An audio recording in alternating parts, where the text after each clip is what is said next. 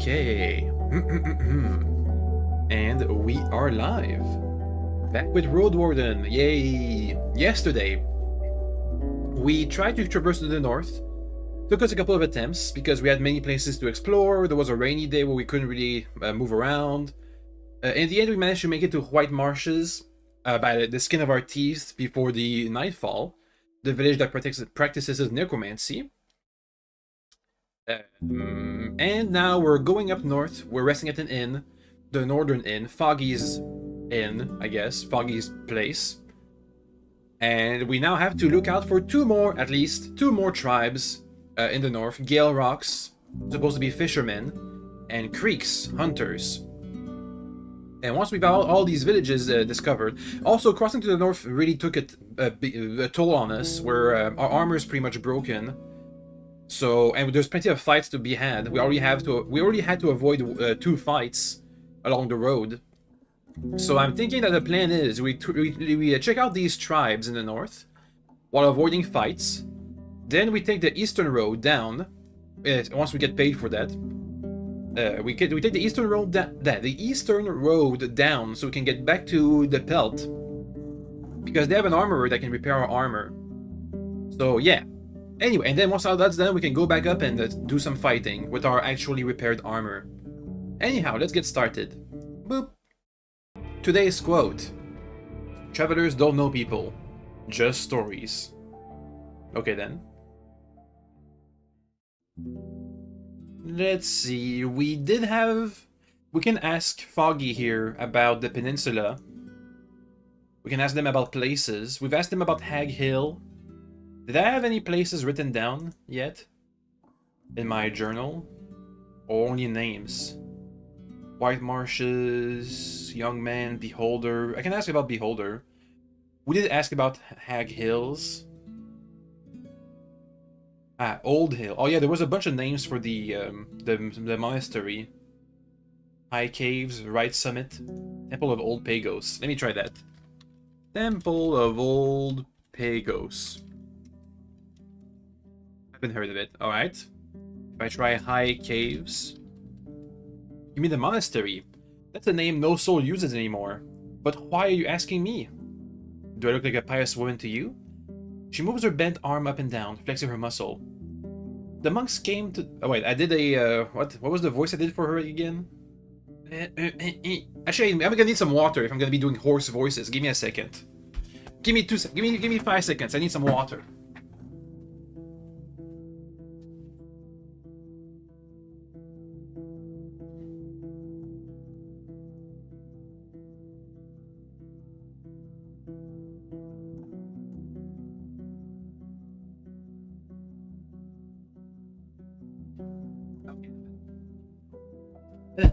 That should help. So the voice I did for her was something like... You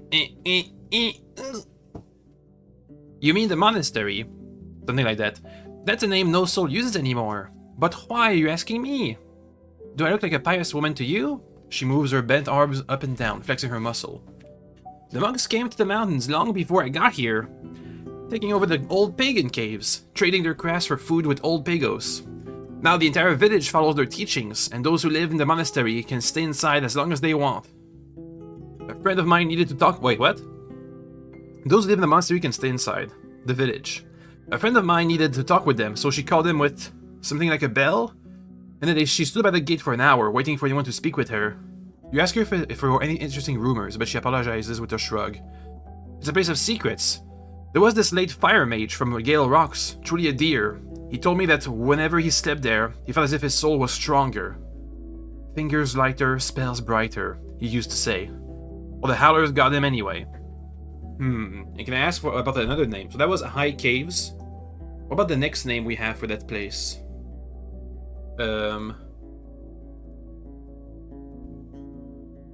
Right Summit. Right Summit. Okay. And what about Old Hills, which is supposed to be Old Pagos? Haven't heard of it? Alright. I can just ask about Old Pagos then. You'll do good visiting that place, dear. Maybe one of the oldest villages in the north, but if it's not safe, even if not, it's safe, with strong walls and safe roads. Their crops are weak, but for I think we already asked about that.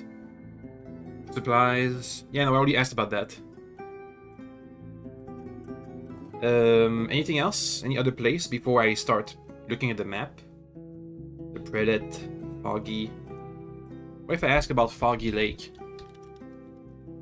It's our third summer under the roof of Foggy Lake, but the palisade is older. It used to be a camping spot for the bird catchers from creeks, and there are fish here that don't swim in our streams. But newcomers to the north, these lands were hard to bend, but the beasts got used to us with time. Every year or so, we add something new. You know, Charlie told us. What about creeks? Ugh, creeks. Creeks is my home. It's younger than Ian by over a year.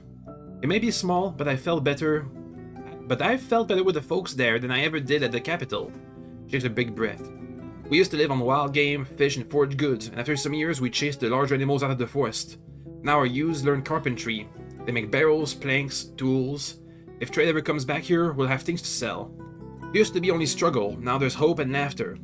Maybe poor, but it's the last joyful place in the north. Her eyes get gloomy as she reaches for one of the bottles from a shelf. There were struggles. I'm among the oldest, those who came here with me. She pauses, then puts the bottle away. But now their children have a real home. So it was a tough time settling. And Gale rocks. Not the nicest bunch of fishers, are they? She chuckles, but there's motherly concern in their eyes. Harsh lives gives birth to harsh folks, dear. They spend every sunny day on their fishing boats, then cut the sea fish all night long to place them in barrels, or hang them in a smokery. They don't have crops, no lumber, or iron. The coastal birds and frog squabs are their only game meat.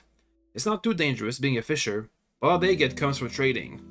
Well, you can tell that's not good news. They try to be their own merchants, take their wares south, and with every year they need to burn more pyres, because people die. She scratches her broad chin. Hard to believe Gelrock is as old as it is, and that they stick to it, no matter how difficult their lives get. Can I ask about, like, random location? Like the ruined shelter? The ruined shelter. Used to be a fine spot for folks moving heavy wares with them, be it in bags or on wagons. Even draft beasts need to rest after walking uphill, aye? Not this beast, of course. She flexes her arm, then bursts into laughter. Just kidding. No shame on hard workers. That shelter is not at all safe, but a good spot to spend an hour or so in the middle of the day while moving from Gale Rocks to Old Pagos. Say, to eat dinner. But no soul looks after it anymore. Don't know why. It's been maybe 10 years since the last time someone bothered with fixing the gate. So 10 years ago something big happened, because everything has changed ever since 10 years. What about the ruined village, speaking of? Steep house. Oh, well, maybe we should mark that down.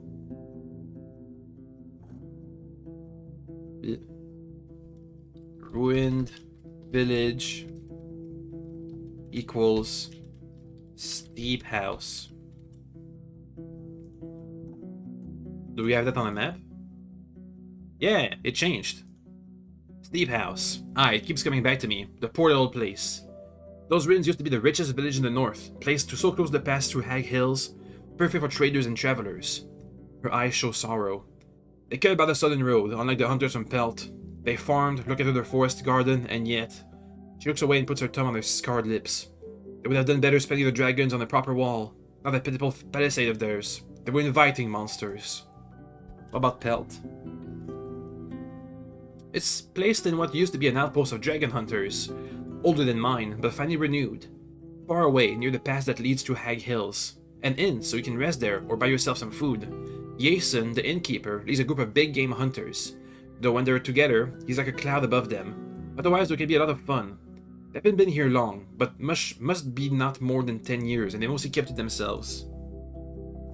I can ask about Howler's Dell. Well, there's a lot to say about Howler's Dell, dear. Her eyes dart around, and you have to press her before she says anything of note. It's in the middle of the western road, among the safer lands, and has a large forest garden. The folks eat well and dress well, and have plenty of guards and the strong spells of the druids. She scratches her knee, measuring every word. Whatever you do, remember to laugh at the mayor's jokes. Her name's Tice. Don't get in her way. Her voice gets grim as her eyes are serious. Recall your memories of Thais, a thin, smiling woman who likes expensive dresses. Foggies could squash her in the blink of an eye. Okay, what about... Beholder? The tree? Her broad shoulders gives form a straight line. It's a dark thing, this Beholder. It gives me chills. The druids told us it'd been here longer than any humans, but I don't know why they keep such dark magic around. I heard that it eats souls, but, you know, gossip gets cruel when it's about pagans. What about... Julia's camp? She might not know about it. It's on the other side of the peninsula. Mystery Eye, that is still standing at all.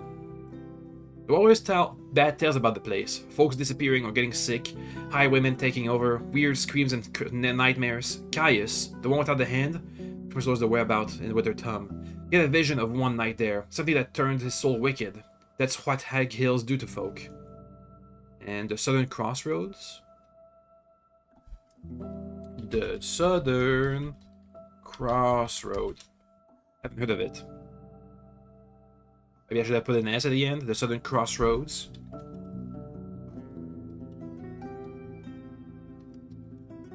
Is our signpost still standing? Our hunters carried it there a few years back. We wanted to warn folk to move through howlers, but it felt wrong, you know?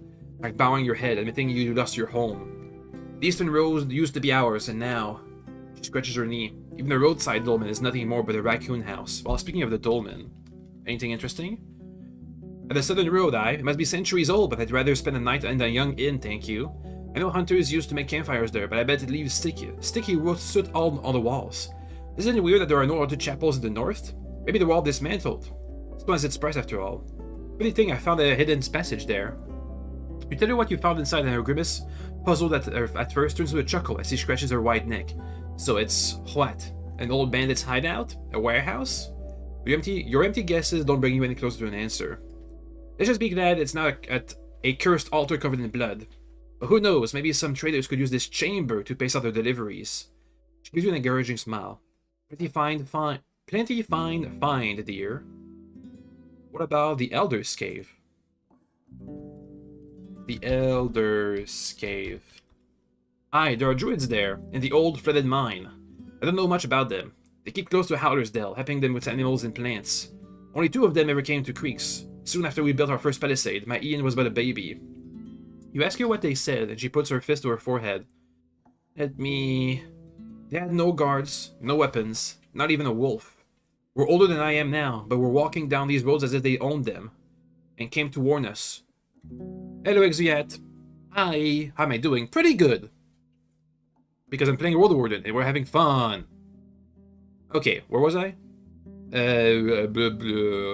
Shamanic twaddle you can hear everywhere.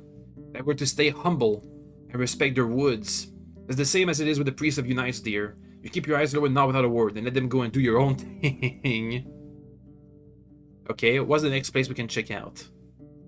A fallen tree. She might not know about that, but I can ask. Haven't heard of it? Okay. We've asked about Howler's Dell. What about the rock slide? Rock slide. Haven't heard of it. Alright. Next. The Western Crossroads. The Western Crossroads. With Howler's creeks flowing by it, it's a charming path. A safe one, too. There's Howler's Dell to the south, and Old Pagos to the west. So it's important for trade. The folks from all the villages place signs to show what they have to offer. A custom older than creeks, she says with a smile. In the east, you'll find this large gate that keeps away the monsters from the deep woods. My wife asked about it. Big gate. Let's be grateful that Old Pagos, that the gate is still standing.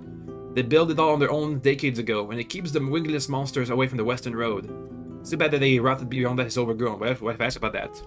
The heart of the woods. No soul uses it anymore. It used to tie the watchtower to the village in the west. Forget about it. She waves her hand with resignation. The few hours it's going to save you are not worth the risk. After a few more questions, she gives up. Fine, this is the darkest road in the north, so find yourself a plenty fine weapon and armor, and don't travel there in late hours, or with a weak shell. She straightens up and walks around the hearth, like a leader describing a plan to a team of adventurers. Stay as close to the road as you can. You may find parts that seem safe, but nothing about the woods is. Sooner or later, something flesh-chasing will show up. Don't get yourself killed for a couple of sour apples. The current in the middle of the road may seem safer, but there are some nasty beasts living in the grass.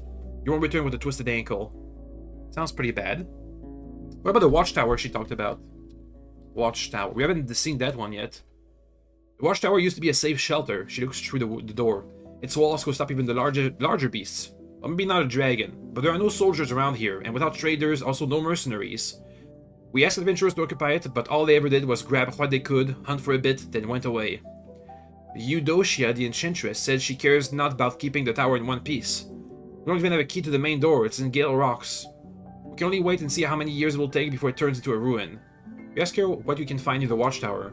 Eudocia is to the east, the road through the heart of the forest to the west. Far away from the south you find a dolmen, but no souls look after it anymore. The road north leads there, through the stone bridge and foraging grounds. Well, let's ask about that. Stone bridge. Must be centuries old, this lab, and it will stay there longer than any of us. And the foraging grounds? Up. That's the furthest spot to the south where the forges of creeks go. Such an open area offers little to no hideout, so larger beasts avoid it. There isn't much food for humans left. Ian and Zvi stay close to the tavern. We haven't heard about Zvi. Let's write that down. Zvi, like that. So many names. And anything else we gotta ask about? Oh, east, Eudocia. Eudocia. I know a fair bit about that house. It's not more than a few years old. It's east of the Ian Watchtower, surrounded by walls. My Ian helped build it. Zvi as well, as did many souls from the Grail Rocks. Eudocia enchanted things for all the tribes for years. That's how she got enough savings and trust to get the stone and wood she needed. She stepped alongside the workers in the Watchtower for months. I can't trust that they'll build it right, she told me. Now she doesn't leave her home at all, just surrounds herself with walking rocks. She doesn't seek friends among the tribes. Maybe she's lonely, or maybe crazy. A witch. Anything else I can ask about? The Northern Road? She might tell us some important information. Charlie has. How about the ruined village, for example? That's where we are. She waves her hands as if she's inviting you to enter a new room. You can keep riding west and south to get to the crossroad that leads into the bogs. They'll take you White Marshes. Other than that, you can either ride north to Gale Rocks, or north and east to Creeks. We still trade a bunch, so the path there's are the safest corner on this side of the Hag Hills. Not many beasts hiding in the lakes, and my tribe's folks got rid of the wolf packs. Well, that's good information. What about the Old Forest Garden? The Old Forest Garden. That place. The air there resembles the bogs. It used to be a green and healthy forest, but took a lot of work and brought little fruit. Wrong soil. Last I heard, the folks of White Marshes wanted to let it grow wild, see what happens to it. Alright. The creepers that block the way to White Marshes. Haven't heard of it? Okay, what about the peat fields? It used to be just a little bit brighter part of the bogs, with a small clearing, aye? The folks were cutting a wagon or two of peat every year, for farmers and smokers, but those were different times. Now the field widens, so much that the beasts may grow angry, losing their homes and all. And what about White Marshes? What if I say it like she says it? White Marshes. It's an old village, placed among the bogs in the west. Not so far from here, but the road there leads around the woods, so it takes a good while. She rubs her chin. I'm sure you already know about the Awoken. I don't like what the folks are doing, not one bit. But I can't blame them. They struggle, and they don't know how to protect their kids and their elders. Orientius, their priest, she cracks her shoulder. A quiet man, but preaches like a zealot. Always looks like he's on the verge of crying. I think we already asked about that, actually. Yeah, we know all this information. What about the ford? That'll be the last location we can ask about. Okay, can I ask about Havlavan? Havlavan. Nah, I wasn't let in. She burst into laughter, and tried only once, when I was seeking asylum. Too many folks did the same. It was as far away from the front lines as possible. Still not far enough. I didn't want to sit at the gate waiting for folks inside to die and make space. I headed to the peninsula right with the rest of the group, and I said we got lucky. A few days later, the dragon burnt 100 souls, if not more. And many others were lost to the nights and hungers. What about the south? Or the southern realms? Southern realms. Never reached the growing mountains, even less so the southern realms. It's a different world for me, but any folks from there are welcome at my place, no matter their tongue or looks. I mean, they already are among our tribes, not as invaders, but as farmers and hunters. We've no right to bury them ill will after the emperors pillaged them for their lands for centuries. What about the growing mountains? Growing mountains. Oops, I made a mistake. Growing mountains. I've never tried to reach the southern borders. Folks say that peaks there disappear into the clouds, and it takes strong lungs to cross even the gentle passes. There are tales I've heard in the capital and on my journeys, but no soul talks about the growing mountains. Not since the war. The clans stay where they always have been, and so does our... What if I ask about Windy Meadow? Might be an Easter egg. Okay, no, they don't know. What else can I ask about? The capital? Chase your chest with a fist. Aye, that's where I was born and raised. Though I may not sound like it anymore. I wanted my Ian to speak like a boy from here, so I practiced my tongue. Her sudden eyes betray her chuckle. My mind power and poor, so I had it easier than the other kids, but I don't have many fond memories of the place. The slaves and beggars had to give way to rich pricks and cunts, unless they wanted to end up in the gutter with their nose broken. A long pause. I wanted to leave it even before the war. Such places hold you in chains, take away your breath. What about the new continents? Okay, they don't know about that. Anything else I can think of to ask? I can't think of anything right now. Ask escalator. Okay, let's head outside. We can come back and eat later. It's halfway through the day anyway. The 10-year-old mystery. The clues you've gathered suggest that this lazy peninsula went through many changes 10 years ago, accidentally around the time when the southern village has fallen. You could use what you've learned to ask the locals what exactly happened. Gaining their trust maybe take a bit of work. I think it's because we learned the name of the ruined village. So now we have a new quest line to ask about it. But the villagers don't trust me at all yet. It was only, what, day 6? I can wash myself in the lake. Let's approach the foragers. They had a quest for me. Once the man in black furs hears your step, he nudges his companion and nods towards you. They put away their old noose straps they were trying to fix, proper for hares and small birds. The tall one spreads his arms, thundering his loud welcome. A Roadwarden, I guess we're going to see each other a lot. I'm Ilian. Or Ian, whatever, and the short ear is Tzvi. The man in black fur looks up and frowning. There's also the one-handed man you saw in the attic. Unlike the rest of the staff, he has an unkempt beard and worn clothes made of blue fabric patched with scraps of flour sacks. He's looking down to examine the trap, but his shoulders are slumped, eyes absent. Ian doesn't introduce him. I'm me. Ian smiles. Were you at Pell of the North yet, friends? He blushes. How is Daddy doing? She's fine.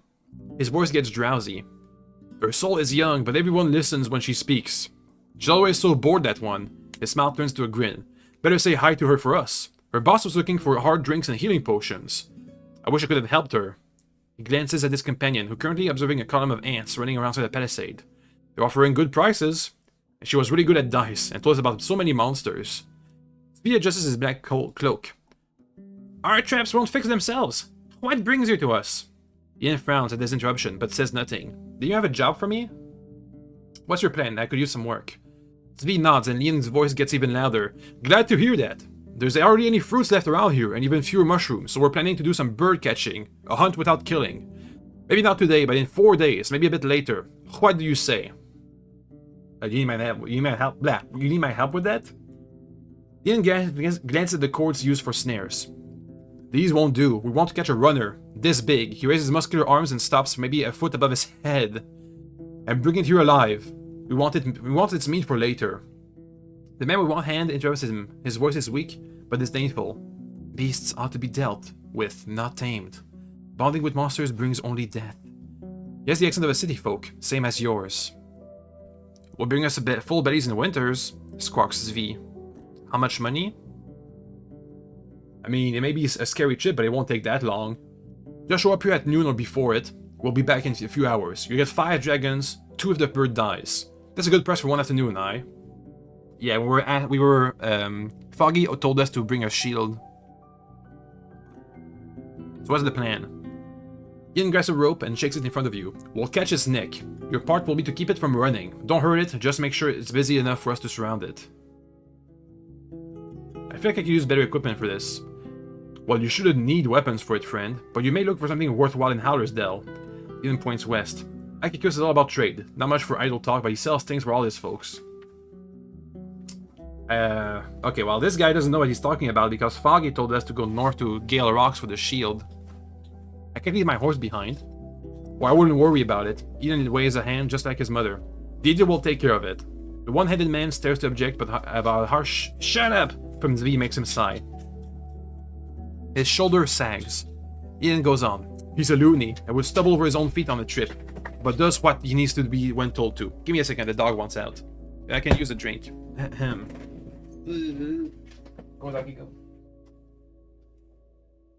It's mainly doing the voices that makes my voice all raspy.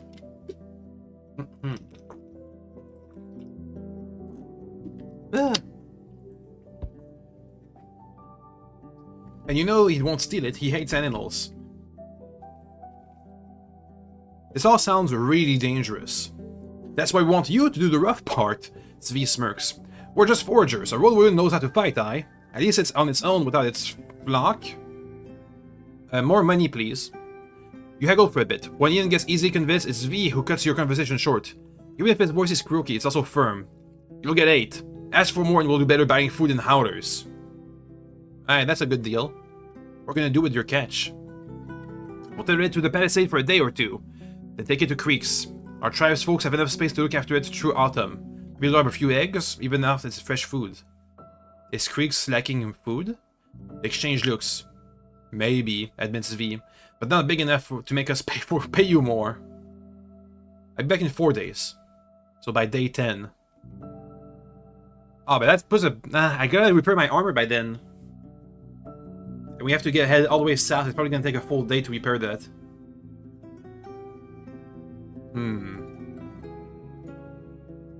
We'll see.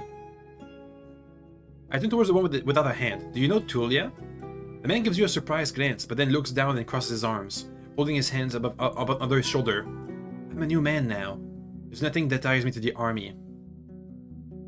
Yeah, he was the one who got a cut or something on his hand and had to cut it off. That's what the soldiers in the south told us. You've crossed a great part of this land, greater than most. Have you seen anything unusual? He takes a deep breath, his voice closer to a whisper. There's fog in my soul. I was on the eastern road, hungry and sick, praying for the right to send its beast on me and save me from the pains of living. I remember the touch of fur and the breath on my neck, the claws pinning me to the ground. I was waiting with my eyes closed, then I woke up in the middle of the night, still feeling.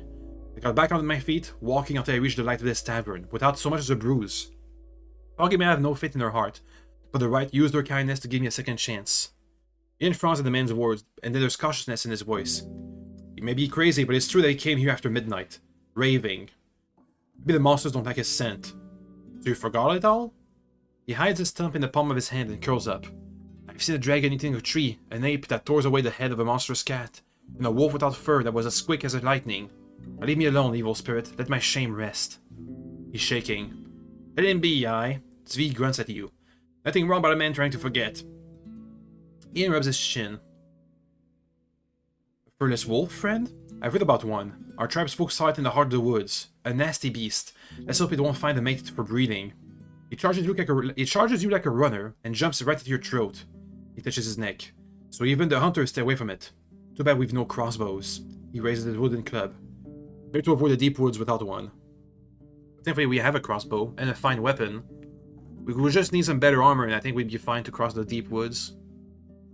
Kai's too on edge to speak anymore so he won't tell me about his visions. Have you ever met Erastos, the trapper from Hallersdale? They exchange looks as Zvi adjusts his dark look. We don't hunt all that much, just catch birds and on. Why don't you try in creeks? Do you have many visitors? Ian's voice is like thunder. Nah, you may very well be the last one this season. Sometimes a group of adventurers, who knows why, and southern traders in spring and autumn. Most of our visitors are from the villages, usually creeks and Gale Rocks. They leave goods at our place, or just outside, and my ma bothers with their name, with the others. I mean rocks, timbers, furs, and barreled fish can't wait a few days. You need any knowledge about this location? It's been a tough sight. Not much to see here, aye. Tree, rocks, ponds. Never been in howlers, he starts, but then Ian chips in. I have, a couple times. A nice place, kind folks. Lots of grains. They have but one trader, Akakios. He pays poorly, but at least he doesn't waste one's time. He gets straight to the point, see? He thinks for a bit. And they're all so tall. Twice as tall as he is, he points at Zvi, who frowns up and squats back at him. Bullshit. We gossip for the next few minutes. Well, we were told that they were all tall, by our own character. We gossip for the next few minutes, but the things they share with you are little use. They end up saying that you should talk with Foggy instead. You should travel a lot and speak with every visitor. I think it's time to leave. We have a couple hours. Do we go north? What's south? Maybe south is the road to the eastern road. Well, this should be towards Creeks. This should be towards Gale Rocks. Creeks is the village of hunters. Gale Rocks might have the key to the watchtower, and we're supposed to meet with somebody for the hunters in Pelt. But I don't think I'm going to be doing the quest for the new hunter in Pelt anytime soon, because we need to earn the trust of all the villagers before they can tell me some secret information about all the hunters, and we get paid. They told me that we would pay more if we got some secrets out of it. Let's go north to Gale Rocks. You follow the road spread between the hills and the lonely trees until you reach a solid wooden bridge, not older than a generation. You ride uphill, but Rose manages to keep up. The dark woods in the south are behind a gently humming creek, while the forest on your right was trained by the locals. It's a peaceful journey, at least for some time. After a few minutes, you spot a group of wolves feasting on the fallen furry beasts, maybe a wizened. One of them looks towards you. I ride a bit faster. The road fades to an old tunnel. There are no signs of mining, no signposts, no human voices. The ceiling is supported by wooden beams, but the light only reaches so far. The chilling wind mercilessly bends to a few lonely trees, while the shrubs opposes the weather patiently. The side path leading west is somewhat maintained, and you find both boot prints and cart tracks. It leads higher to the mountains. I can keep traveling. I'm not in conditions to do any fighting, but there might be treasures in there. How much time do we have? I think we have enough time. We can explore, but if we see any fighting, we're gonna have to retreat. Let's go inside the tunnel. We also have a lantern that we bought. Might as well use it. Your mount observes the area anxiously, so you tell it that this won't take long. You unpack all the things you need to make a few new simple torch, a log, some old rugs, a bit of oil. You grab your tinderbox and sit on the ground for a couple of minutes, preparing the flint and the linen char cloth. Decades ago, before the sudden invasion, people used fire strikers made of thick steel, but all you have is a cube-like piece of harsh pyrite. It's not the best, but it's enough to make a couple of sparks. The loud, flickering yellow light unevenly hits your cheek with heat. You raise the torch, but hold it at an angle, letting the oil drip on the ground. Let's see where this tunnel leads. For a few minutes, you follow a fairly straight corridor. The timber supporting the ceilings is decaying, but you don't spot any signs of collapse. The floor is littered with bones and rotting food, most likely dragged here by the wild beasts. But there are also signs of soot above you, and boot prints left on the dried mud. You reach a crossroad and stop in place. There's no sconce in sight, so you'd have to constantly carry the torch, or lose it for good. It won't last long anyway. The draft is hardly noticeable, so you look for an exit in the dark. So looking for an exit in the dark would be dangerous. Well, I have a lantern. You place a candle on the ground and then light it up with another few sparks from your tinderbox. You shove it inside the lantern through the holes on its top, pressing it into a nail. You shake it for a bit, making sure it will stay standing. The candle isn't as bright as your torch, but it's safer, will last longer, and can easily be replaced with another one. Let's go deeper. The road ahead is like the one you just crossed. A human-carved, straight corridor supported by beams, while the other paths are curved and narrow. The only light comes from the exit, minutes away from here. Anything around? Oh god, this is taking a lot of time. Might take us a few hours. Well, we have time. We have time. We should be near Gale Rocks anyway. We can sleep there if we can't sleep at Foggy's. The remains of prey and fruit are rotting, but get sparser the deeper you enter the tunnel. The moist walls are shining as if they're made of an ore unknown to human tribes. You observe the dried trails. The ones left by the boot lead towards both corridors. Both corridors? Is there left, right, and forward? The path to your right also has marks left by hooves and wheels. Some of the fresher trails leading deeper into the tunnel resemble human soles, but deformed, lacking skin between their toes. You guys have webbed toes? Or are they like really thin marks? Let's go to the left. The air in the chamber is humid. The straw beds are covered with mold. The sagging racks are bending under their own weight. And the animal pellets on the floor release a horrible stench. Let's search the room carefully. We don't want to miss anything. I found a bone ring. A piece of polished bone that bears carving of scales and fish. While similar to a dragon ring, it's an uneven shape and lacks the distinctive grooves that represent in coins. It was more likely belonged to a furry beast. It was meant to be worn on a large finger. Decorative carving shows a fish on one side and the scales on the other, though they're rather simple. Using an old walking stick, you push the furs and mattresses aside, and you spare your gloves... Doggy. You spare your gloves from touching the sticky elves and ends, by wrapping them up with a cloth. You find only one thing of value, hidden in a rare, dry bowl, pushed to the side of a shelf, a tiny ring made of bone. Not a coin, but a piece of jewelry. Still elegant, with a distinguished carving of a fish on its top, and scales on the side. Okay, so it was one small chamber. Let's go forward. You forge ahead for a few long minutes, no longer able to see the light from the exit. You need to stand on someone's shoulders to touch the ceiling. So far, you could ride through the tunnel without getting out of the saddle. Yeah, this might be a shortcut. The sounds of the stream is reaching you from ahead. This time, there are no side paths. Examine the tunnel. You spend a few minutes walking back and forth. Here, the wooden support is denser, with more beams, both on the walls and on the ceiling. The trash, on the other hand, is sparse, and you find nothing of use. The animal trail turns back to the entrance, with the exception of the human-like bony prints. Keep moving forward. The stream has formed a wide pond. You step it in a few spots, but it turns out to be only a finger or two deep. There's no sign of a bridge.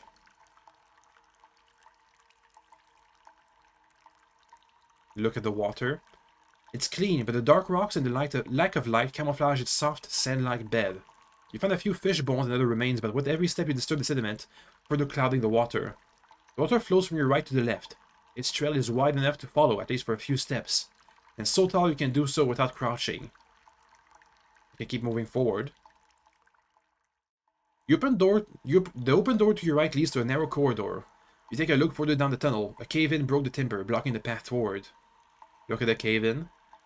You push away a few rocks, making them roll on the floor, but the blockade is at least a few steps deep. It will take an entire team of diggers to get through it, if it's possible at all. You climb up a bit and peek through the large hole, close to the ceiling. There's a weak light coming from the distant end of the tunnel. Maybe the exit. Okay, so there's a door. Let's check it out. It squeaks. The corridor resembles the interior of a fortress, with flat, regular walls, and the ceiling so low you couldn't ride through it. Usually another much larger chamber, which seems to mimic the corridor style. The spoiled food and moldy planks make you hold your breath. The chamber used to serve as a dining spot, with tables, chairs, shelves for mugs and barrels of drinks, but all that's left are worms and mustiness. You don't see the further wall until you bring your light closer. The open door leads to a new natural cave. Another closed door is in the corner of the room, opposite to the one you came from. Well, first search. A small iron key. The place was abandoned in haste, but you find no signs of large creatures, bones, or destruction. The wood gives way only to time. A few of the barrels still contain liquids, though you wouldn't dare open them. Close to the exit leading to a cave, you find a hook with a simple iron key. You pick it up and it stains your hand with rust. Let me check my keychain. A small iron key from an old tunnel, which we don't know about. Open the door in the corner, walk through the open door. Open door! The cave is so moist that the diggers placed planks on the ground, serving as now a useless bridge through the puddles. The rocks, shaped like icicles, ominously hang from the ceiling, in some spots merging spots merging with their on-the-floor counterpart and forming hourglass-like columns. Search. Leave the rotten planks and explore the cavern carefully, making the light dance on the droplet of puddles, but you find nothing of value. Let's check out the other door, in the corner. The door gives way. The next room is also too large for your light to reach all the corners at once. The empty shelves, chests, and spear racks gives you no promise of a hidden treasure, but you also find a box of rusty nails, a cracked barrel in the corner, and a broken blade. You could spend some time collecting these and other iron scraps, and then sell them in the village. The room's corner unit is a wide sheet of moldy fabric that covers a large part of the wall. Before we collect the metal scraps, let's check out the sheet. It's divided in the center, allowing you to draw it. Behind it, you find a tiny room, maybe 2 steps wide and 3 steps deep. It's silent, not as humid. The walls ahead isn't like the others. It's covered with red and purple bricks. Look around. The walls to your left and right bear a few iron hooks that could be used to hang cloaks, paintings, or trophies. The corners aren't too dusty, and there are no footprints on the floor. We inspect the bricks wall further. In the center, at chest height, you spot a distinctive engraving. It's a winged hourglass about a finger long. I don't have any tools to use on this special chamber, so we have to come back later. Oh god, it's been 2 hours. I judge the shape of the hourglass with the pendant I have. It's a match. You fit into the grooves, then press. The bricks moves deeper inside, then bounce back, allowing you to draw it out completely. In the secret compartment, you find a key made of bronze, as large as your forearm. Okay, so that's another key. This time hidden by faith. Because we have an hourglass. Maybe you can wear it. I can choose to wear it or hide it. Right now it's hidden. Gale Rocks has a temple to the right. Let's move this to being worn. Maybe they'll trust us more. What about this massive bronze key? Don't know. Let's collect the metal scraps. I think we'll leave. We'll come back later. Having no useful tools at hand, you struggle to dismantle the barrels and cut away all the bits of wood that are attached to the piece of iron and steel. After a long time, you prepare a decent, clanging sack. But now you move it to the dining chamber and leave it by the exit. Let's get out of here. We'll come back later.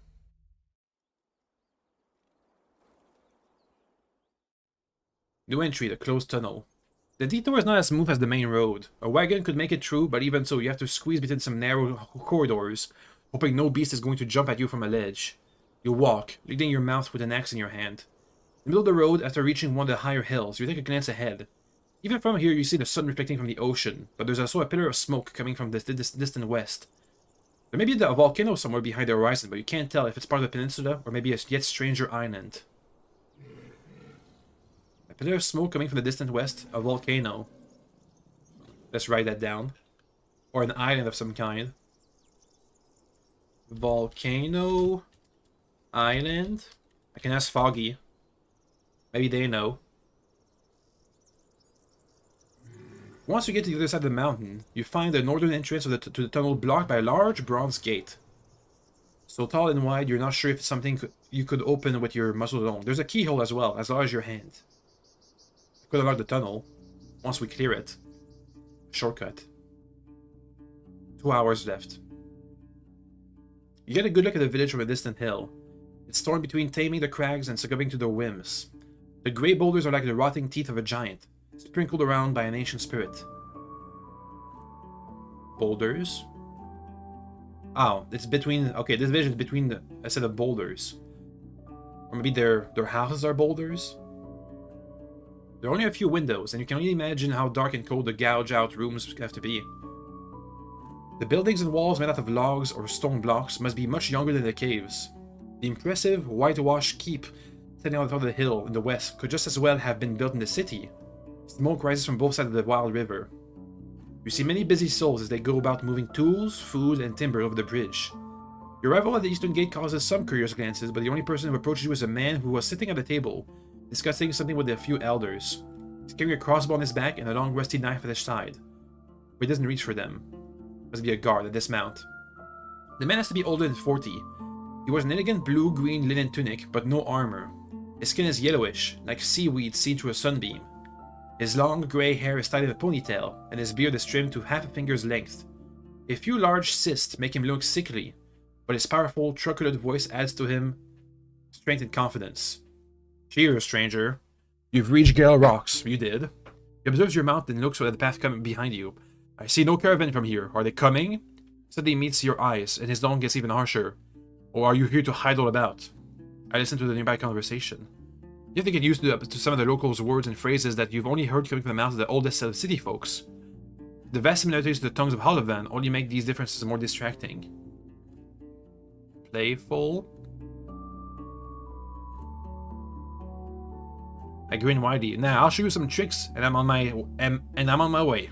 You know, sticking the yolks in your egg, imagine in the fire, that sort of thing. Nah, I don't think they'll like that. Let's try to be intimidating. Right now it's you who is wasting my time. I have things to do. He clears his throat and looks away. Forgive me, stranger. But if so, I still need to ask what brings you here. Are you a Hey, that worked. Are you a messenger? We were told that these guys are, like, pushovers, I would say. They talk a big game, but when they are met with resistance, they don't resist. Sometimes, am I a messenger? Sometimes. Sometimes I'm a guard or many other things. I'm Leto, your new Roadwarden. Another one, he scowls at you. When you reach the part of the coast that needs little of your wardening, it does. We here have little patience for travelers. And at this, who should I speak with? He takes a deep breath. I don't know. We have a head woman, Severina, but she's old and busy. Let's write that down. Severina. Don't waste your time without a good reason. Just take a look around, take care of what you have to do. Try to cut the conversation short, you lead your mount inside, but you're stopped right away. Leave it by the walls until it's nightfall, right?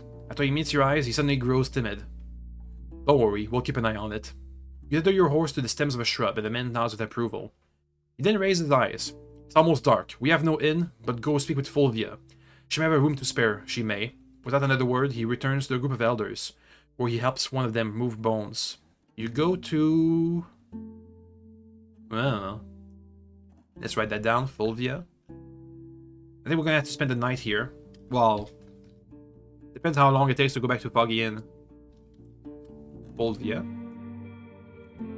Can I go back? It says 2 hours. We have 2 hours and 45 minutes. Now, we have to spend the night here, I think.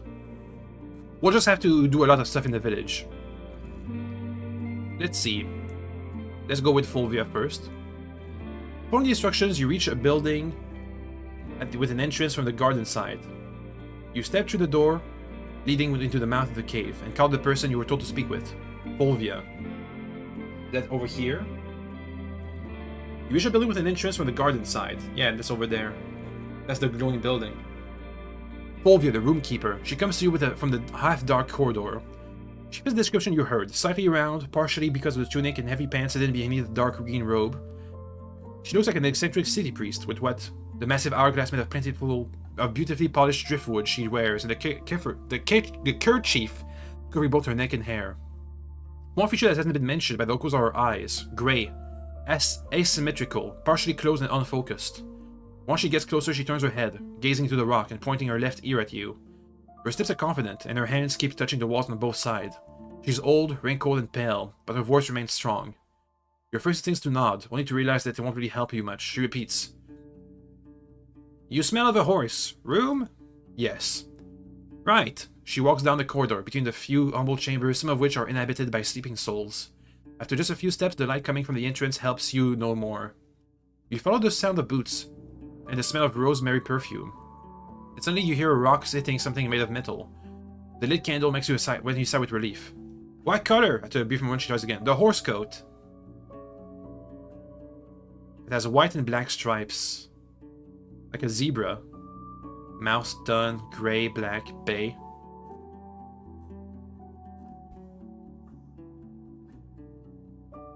Let's go with bay. She has such a sight. The beast of the emperors.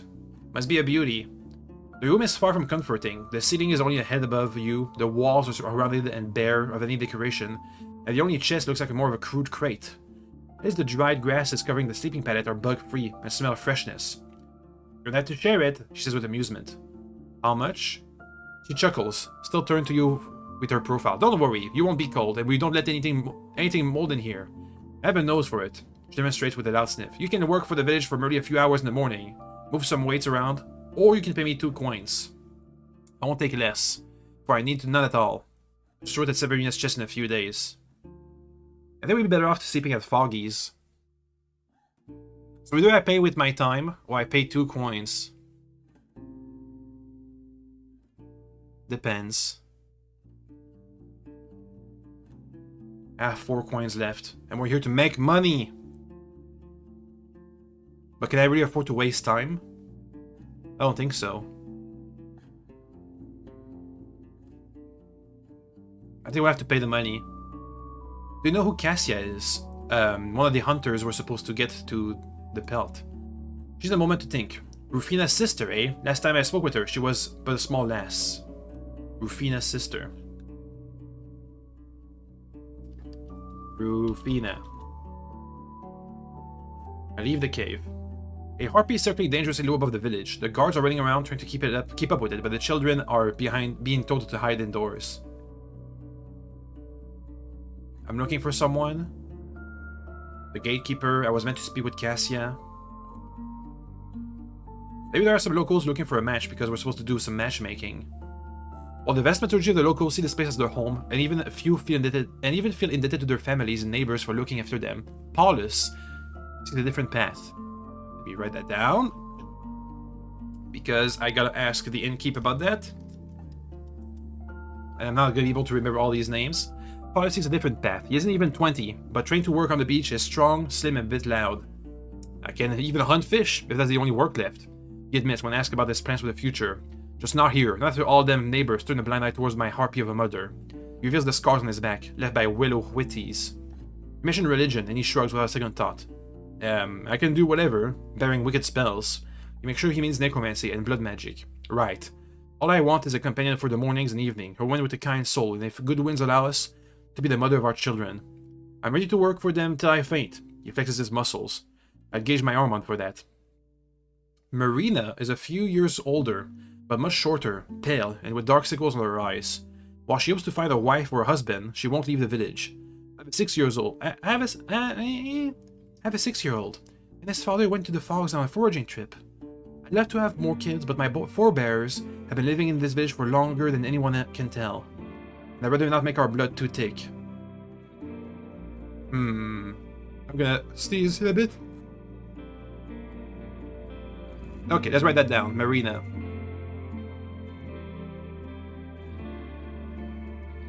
Marina. So I think Paulus is a good match for the person in Howlersdale, whose name I forgot. Matchmaking. Marina, Paulus, Timo from Howlersdale. Did we have another girl? No, we had another girl from Howlersdale. Oh well. Oh yeah, no, Timo is the girl. Did I write that down? Timos.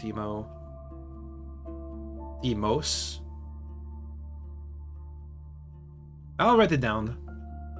We can ask the innkeep once we make it back to Pelt. So we need to find somebody else for Marina, I guess.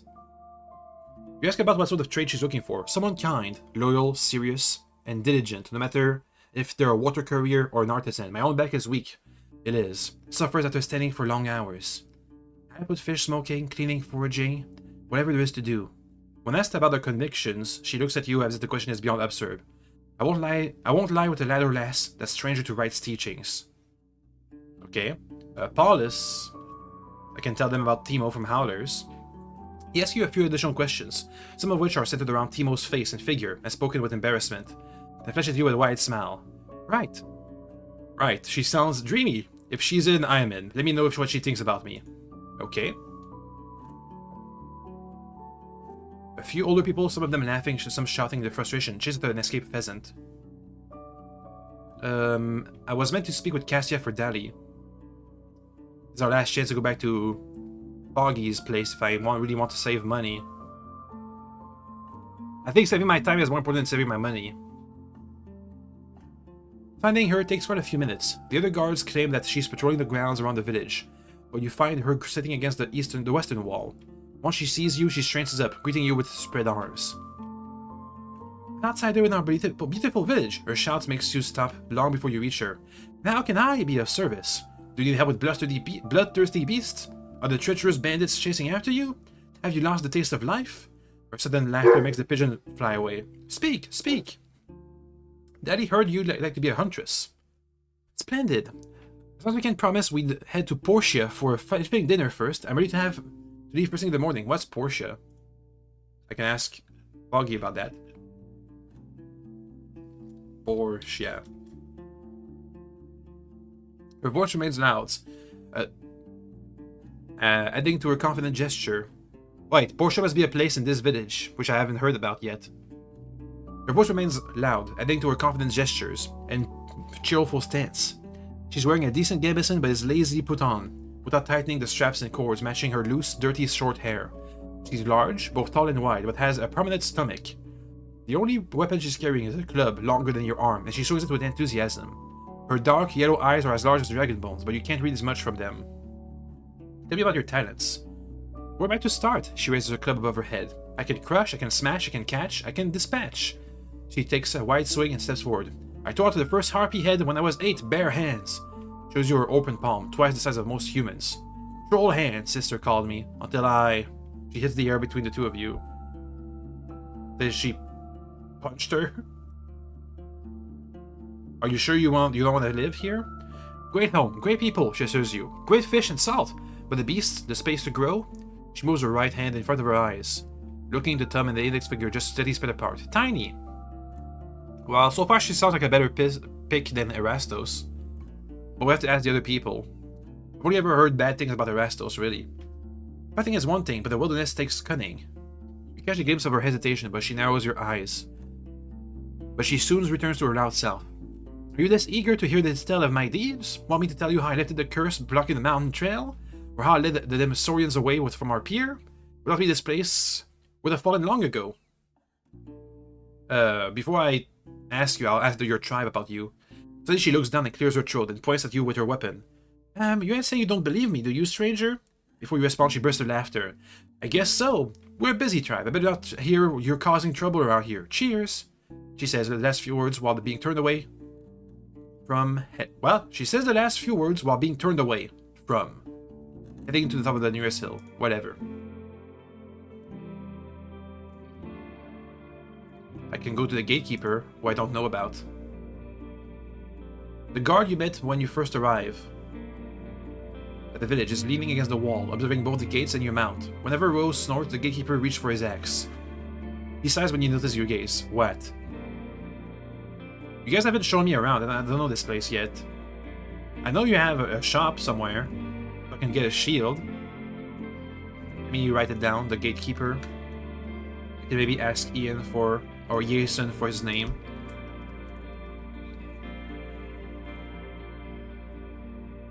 Most of Men's people are much more hospitable. He gives you an irritated glance and stares at the river. Most of Men's have fewer memories of getting robbed by drifters, or wasting their time on good-for-nothing adventurers. All of them free souls think they have the right to our patience and care, as if they're some savior of ours, each one of them. Well, we've been beating this land for centuries with rights, help, and patience of our forebearers, and if anyone wants our respect, they better work for it. We noted that getting away with the theft must not be an easy task. He answers slowly. Don't get any weird ideas, outsiders. It's easy to disappear in the hills or at the crossroads. We've got to be vigilant, more than our allies, the stonecutters at Old Pagos. They can let themselves be more open to strangers. They have neighbors, gentler roads, and less of a wall to defend. Have you heard about the plague? The plague?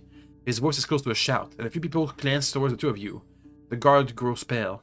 Better take it to our head woman, the warden. We're planning to trade with them. We were. Okay, so we have to... Severina, the head woman, or the different person?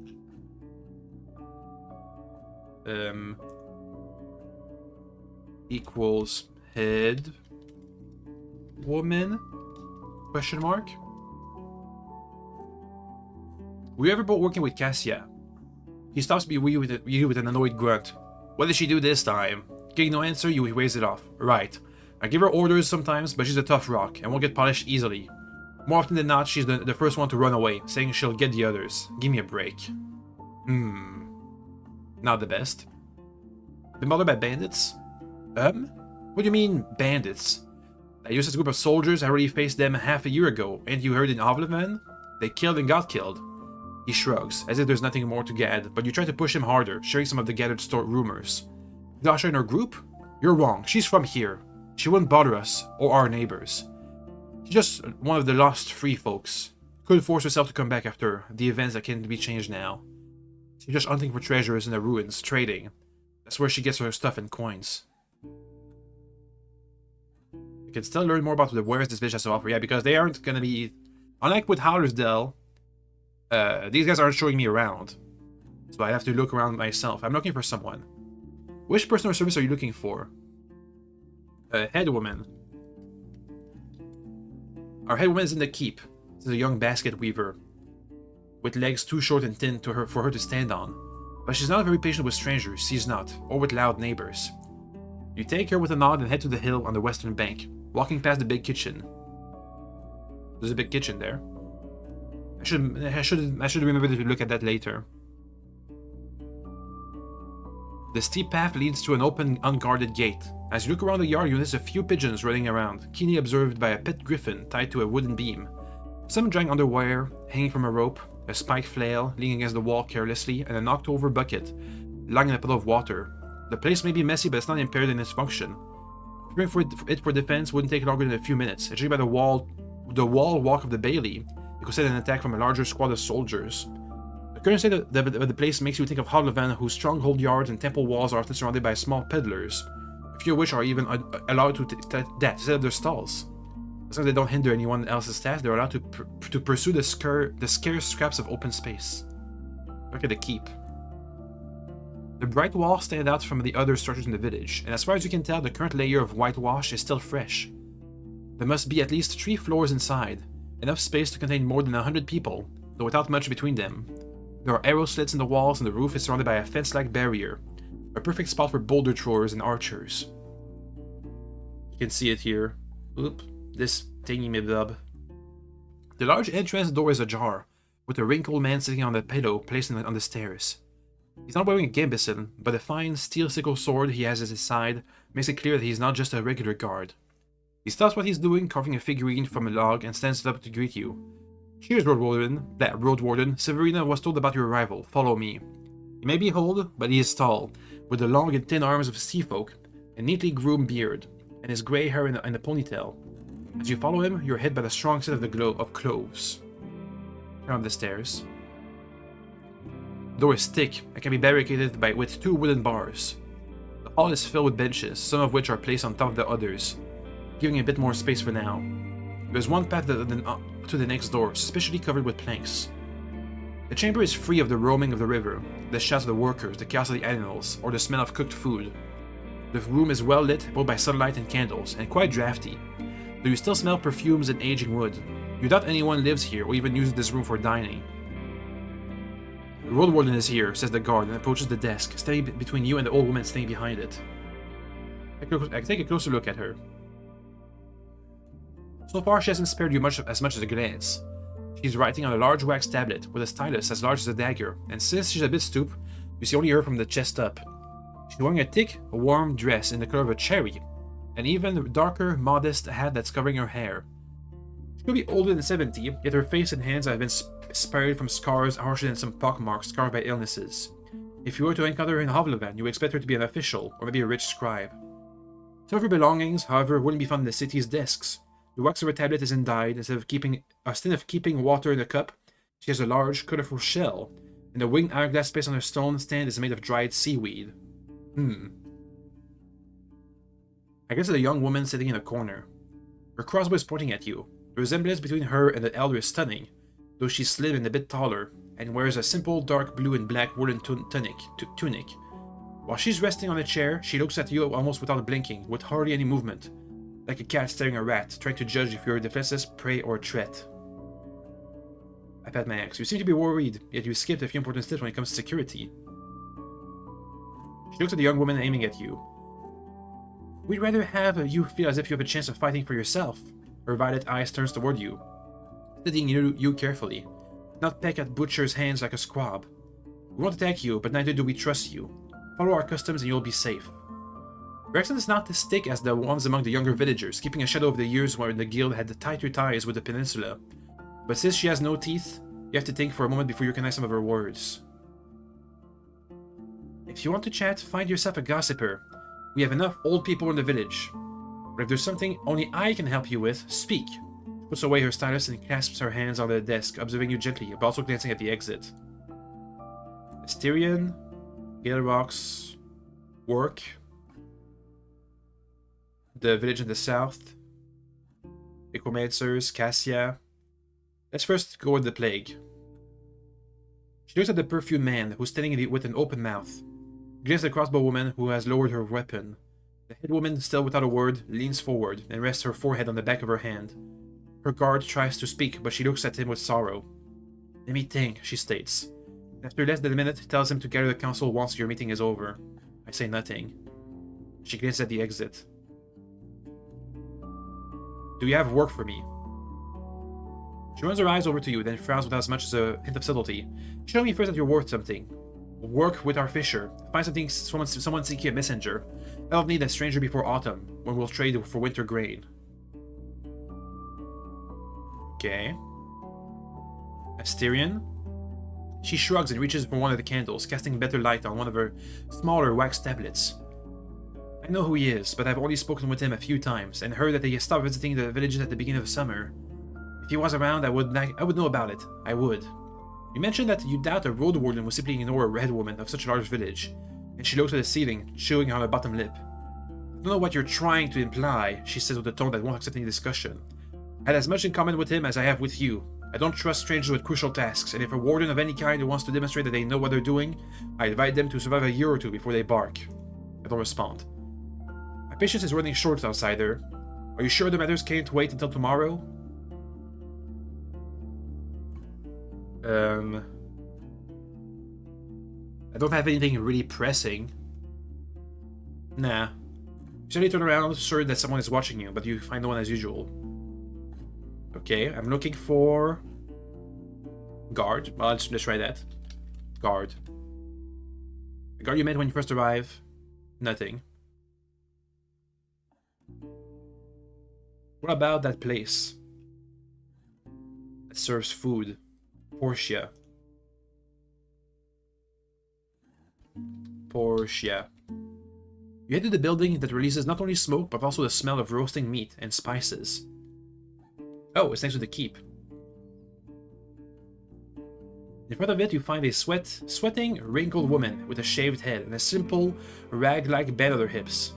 And another one, restricting her breasts, tightly, as if any movement outside of her control would be too much of a risk to take. She doesn't even spare you a glance. That's not much clothing. Is she hot? Is the kitchen hot? She doesn't even spare you a glance, too busy with mixing ingredients in bowls and cutting vegetables on the wooden boards.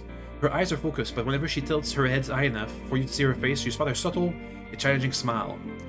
Inside the building, you find another few people, most of them elders, as well as a large fireplace that's smoking a few dozen hanging fishes. But one of the cooks currently skilling a fresh fish notices you. He lowers his head and with a bored voice addresses the woman. Portia, you're an outsider, you do. The woman turns towards you in the blink of an eye, standing on spread legs, as if her shell can't spare you more than a single flinch. Damn, I didn't notice you there, stranger. You hungry? Reaches for a bowl, but stops suddenly. Right, we serve more than 100 stomachs, we do, so better give me a reason. Oh, she was going to feed me, but then she changed her mind. Such as? Everyone works for their share. Join them. She points at the people inside the hollow cave, but after a few moments, she shakes her head left and right and gets back to work. Or pay me a dragon, I guess. I'll land in the keep's chest. Your goose cooks for the entire village? She grins towards you. Right. Safer than fishing, and you know. She squeezes her revealed stomach, which is unusually flat. This is how muscular her arm is. I move a lot, so I can eat a lot. She lets out a chuckle, then moves a large basket of freshly cleaned apples inside the building. I only have a few years before my back gives up, but I've done enough to deserve my slower days. Cassia must be claiming some extra large meal if she's as much of a fighter as she claims, and she has a big stomach. More for fables? If she keeps getting caught sleeping in the middle of her shift, she'll soon be happy to get any scraps at the end of the day. I don't have any patience around here for the lazy ones. She gives you a harsh look and turns towards her cutting board. What about this building here next door? What if I look for like storage? A person carrier chuckles. And what would you buy? Without a wagon or donkeys? We sell barrels of fish, sacks of salt. When the caravan comes, we empty the warehouse, and then fill it up again with food. When you ask if she's sure there's nothing useful to a lone traveler who gets in such a large village, she seems a bit embarrassed. Well, we have weaponsmith, but he doesn't sell any blades to outsider. Maybe Rufina, the tailor? Have we already marked that? I think we have. Rufina, the tailor. Yeah, we already... Yeah, that's where we were asked to go for the shield, I think. Well, let's go then. Rufina, the tailor. This is the house in this corner here. You get directions to one of the smaller buildings, which turns out to consist of only one spacious chamber. Like other caves in the village, it lacks sunlight, but the workbench standing right next to the entrance is well lit by an oil lamp. The old iron lantern is decorated with shapes of seaweeds and monstrous tentacles. On the counter you see threads, scraps of clothes, old tunics, and some boots. Behind it there's a mature woman, though you can't precisely guess her age. The flame dancing because of your movement distorts the shadows, cast by her wrinkles, and large nose. Her bright red tunic is light, made of something lighter than hemp or wool. The sleeves end at her elbow, allowing her hands to sew together two pieces of fabric. Greetings. She runs her dark yellow eyes over your clothes. Her hair may be getting gray, but the colorful wooden beads among them distract you right away. Cheers, stranger. Need something patched up? After you nod, actually I do need that. After you nod, she looks deeper into the store. Good, as I'm better at fixing tears than making togs. Take a look. Indeed, while there's plenty of shelves of cupboards covered with pants, tunics, jackets, robes, hats, boots, and bags, many of them seem old or made from 2 or 3 combined pieces of garment. We buy outfits from other villages, explains the tailor, maintaining her bored tone. And as they get worn or damaged, I turn them into something new. Anything for sale? My neighbors walk in and put on whatever they feel like wearing, but I ain't wasting our fabric on outsiders. Maybe you'd like some jewelry? We mentioned you'd rather take something useful for traders. She hesitates. Well, if you really need, I can pack some old tools of mine that help you fix your armor and togs without anyone's help. But it ain't easy as you would think. Gambeson repair set, so I can stop paying other people to repair my own. A wooden hourglass, a sewing kit. After repairs, Gambeson repairs. I have a bone ring. She moves it to the light, widens her eyes, and speaks with melancholy. I made it myself, I did, as a little lass, for someone who used to be madly in love, but is now taken by the storms. He was better at digging than sailing. She puts the ring on the counter. His wife is still around, though. Leave it with me for 2 coins. It'll mean a lot to her. What if I can sell it to somebody else? Will they pay me more? For 2 coins, what can I get? 6? Let's keep it for now. I see, her eyes narrows. What about Cassia the guard? She doesn't look at you, but her hands move far faster. What would I be the one to ask you about? Fulvia mentioned Cassia as your sister. Who's Fulvia? Fulvia. I don't remember who that is. She puts away her tools, leans away, and meets your eyes. You try to hire her for something, alright? She's difficult. Taught herself lies said with a strong voice, and confident chest can only take one so far. But at a good path in the tribes. Like all souls, she has a good size and bad size, but is too afraid to admit the latter. You chat for a few minutes. While the tailor's words are harsh, she can't hide the sadness in her voice. Let me look for Fulvia then. Fulvia. The keeper. Oh, that's the place where I sleep. The cook, the tailor. Who was I asked to check out for a shield? Bird hunting. Well, I can let me just look for shield. The outer armory is right next to the eastern gate. This one. But you are led behind it through a fence gate to the training ground. Introduced to Titus, a muscular man who is walking in just his pants, displaying his muscular chest and arms, tanned and hairy, and his dusty, dirty feet. His teenage pupils gathered on the trampled ground also wear no boots and wear old, torn tunics, with marks of blood and scratches on both of their clothes and skin. Okay. Tatius.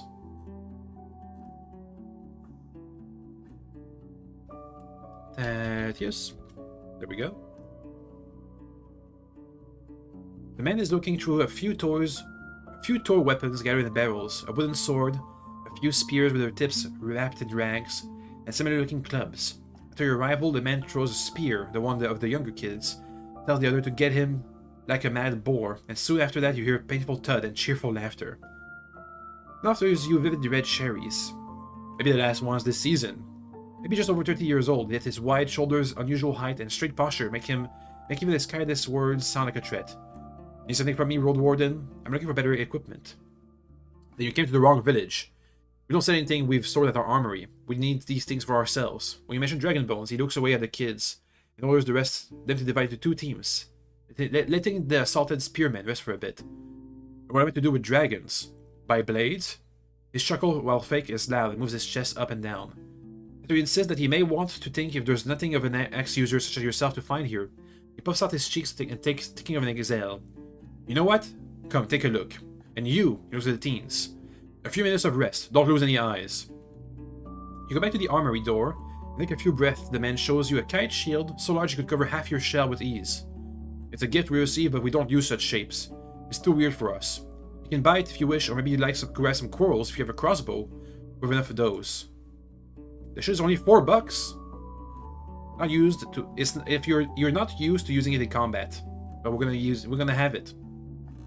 That was all my money, so I guess we're gonna have to spend some time working. He used to instruct Cassia. He starts to stretch his arms, giving himself a few breaths before he replies. I don't know what you want from her, but you do better looking for another pair of arms. Whenever necessary, I can put her to use, but she won't listen to any outsiders no matter the coins. A wooden shield. There are countless designs of shields, some of them answering specific needs and tactics used by local fighters, while others are results of limited resource or vague traditions. The feeling that a specific shape is how a shield should look. They are a bit different in every village, though every few dozen miles it's hard to consider them in any way similar, especially since they are decorated in many ways, making even identical designs unique in their execution. In the Dragonwoods, they're mainly used by 3 groups of people: farmers and workers, who in desperate times grab simple spears and light shields to form a wall, hoping to avoid close combat; soldiers, especially those who specialize in fighting with bandits or undead, using their shields to their advantage thanks to their years of training; and adventurers, especially those who are meant to stay in the first row during combat. Shields are not especially useful when it comes to fighting massive predators, capable of breaking them to pieces with a single strike, or completely ignoring them during their charge. You've already trained with a shield, and you almost always take just your axe, relying on the nimbleness of your legs and having the option to make a cut from every direction or with 2 hands at once. But such an item can be used in many other ways, especially to protect yourself from arrows or stones. Okay, they'll come in handy. What about the arrows? Ooh, they have a better price than at the inn. Oh, we have enough. Speaking of, we have an arrow. Simple arrow. Okay. Let's try that. Simple arrow. Oops.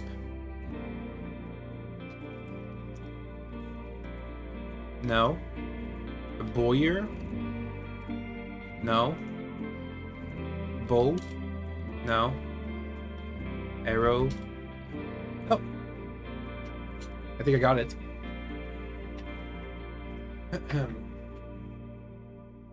A short man with absent eyes is leaning against the fence, spinning over there, spending his break observing the people gather the stools. He's wearing a torn shirt, patched together from wool in 2 shades of blue, and has long hair in a ponytail. When you get closer, he spares you a warm smile. Here, stranger, are you looking for me? That depends, you respond, and he tilts his head away, observing the sky. Right, I'm Florus. I make arrows. I don't really sell them to outsiders. Is what everybody says, until they sell them to me. Florius, was it? Florus, excuse me.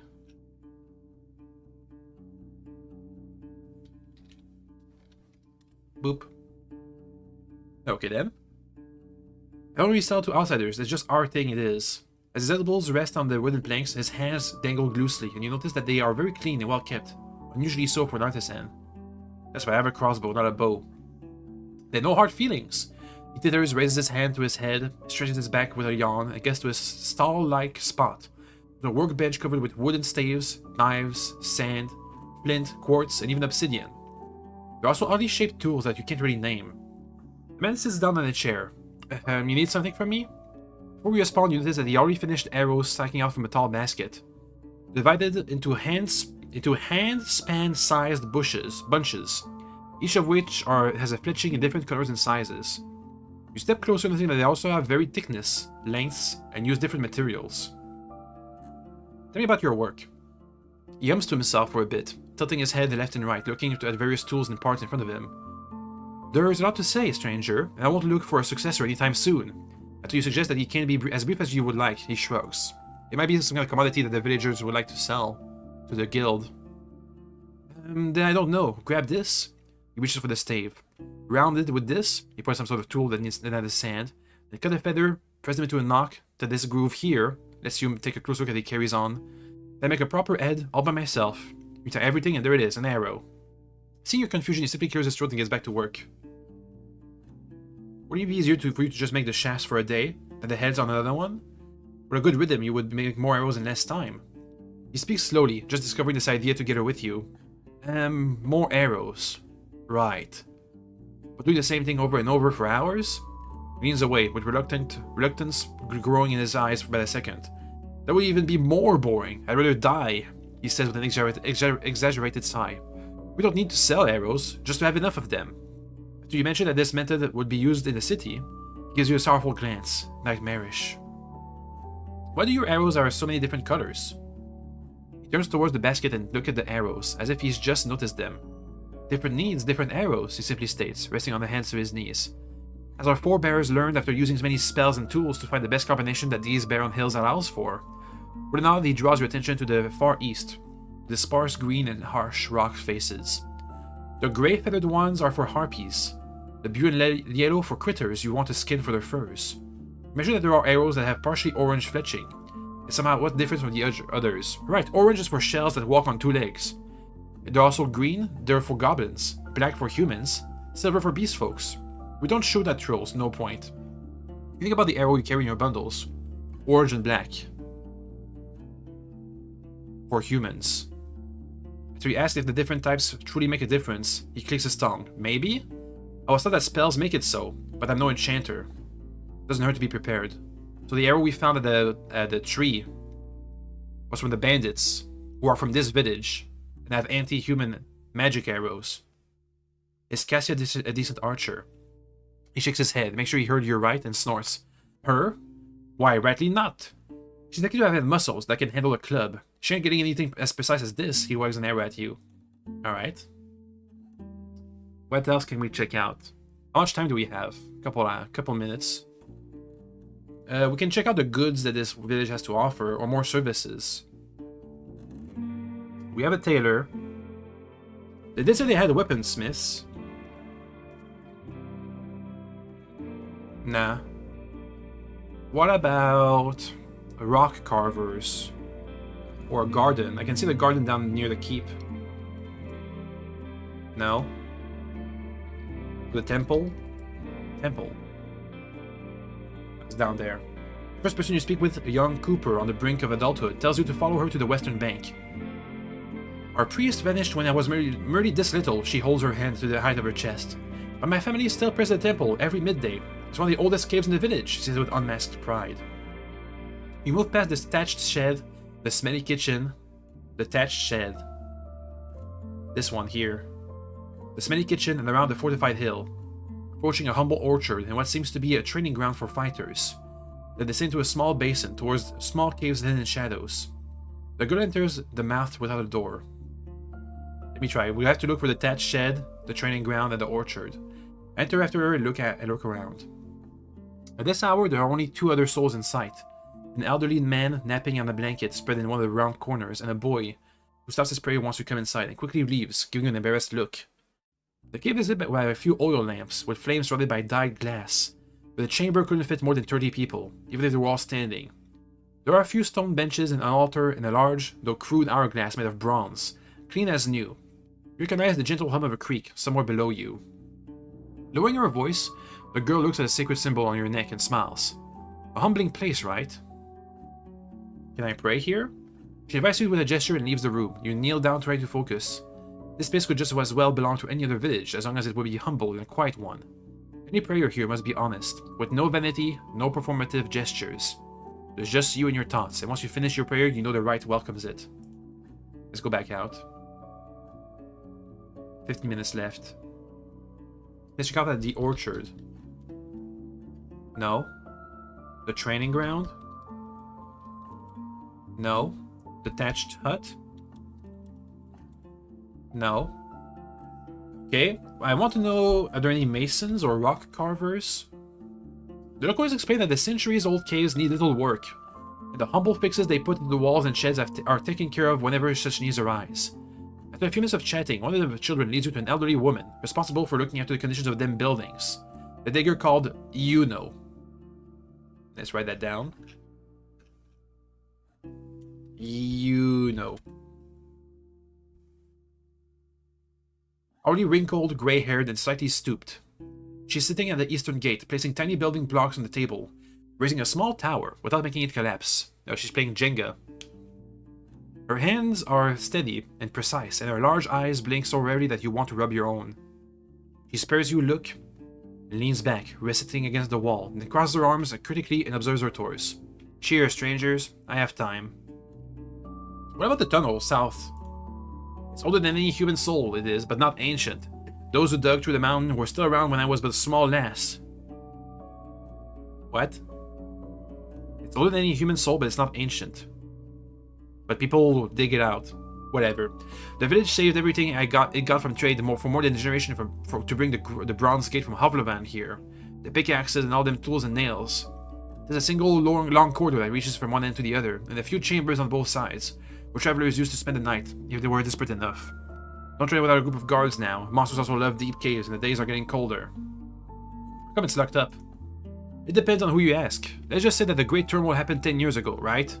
Settlements grew further apart, traded less.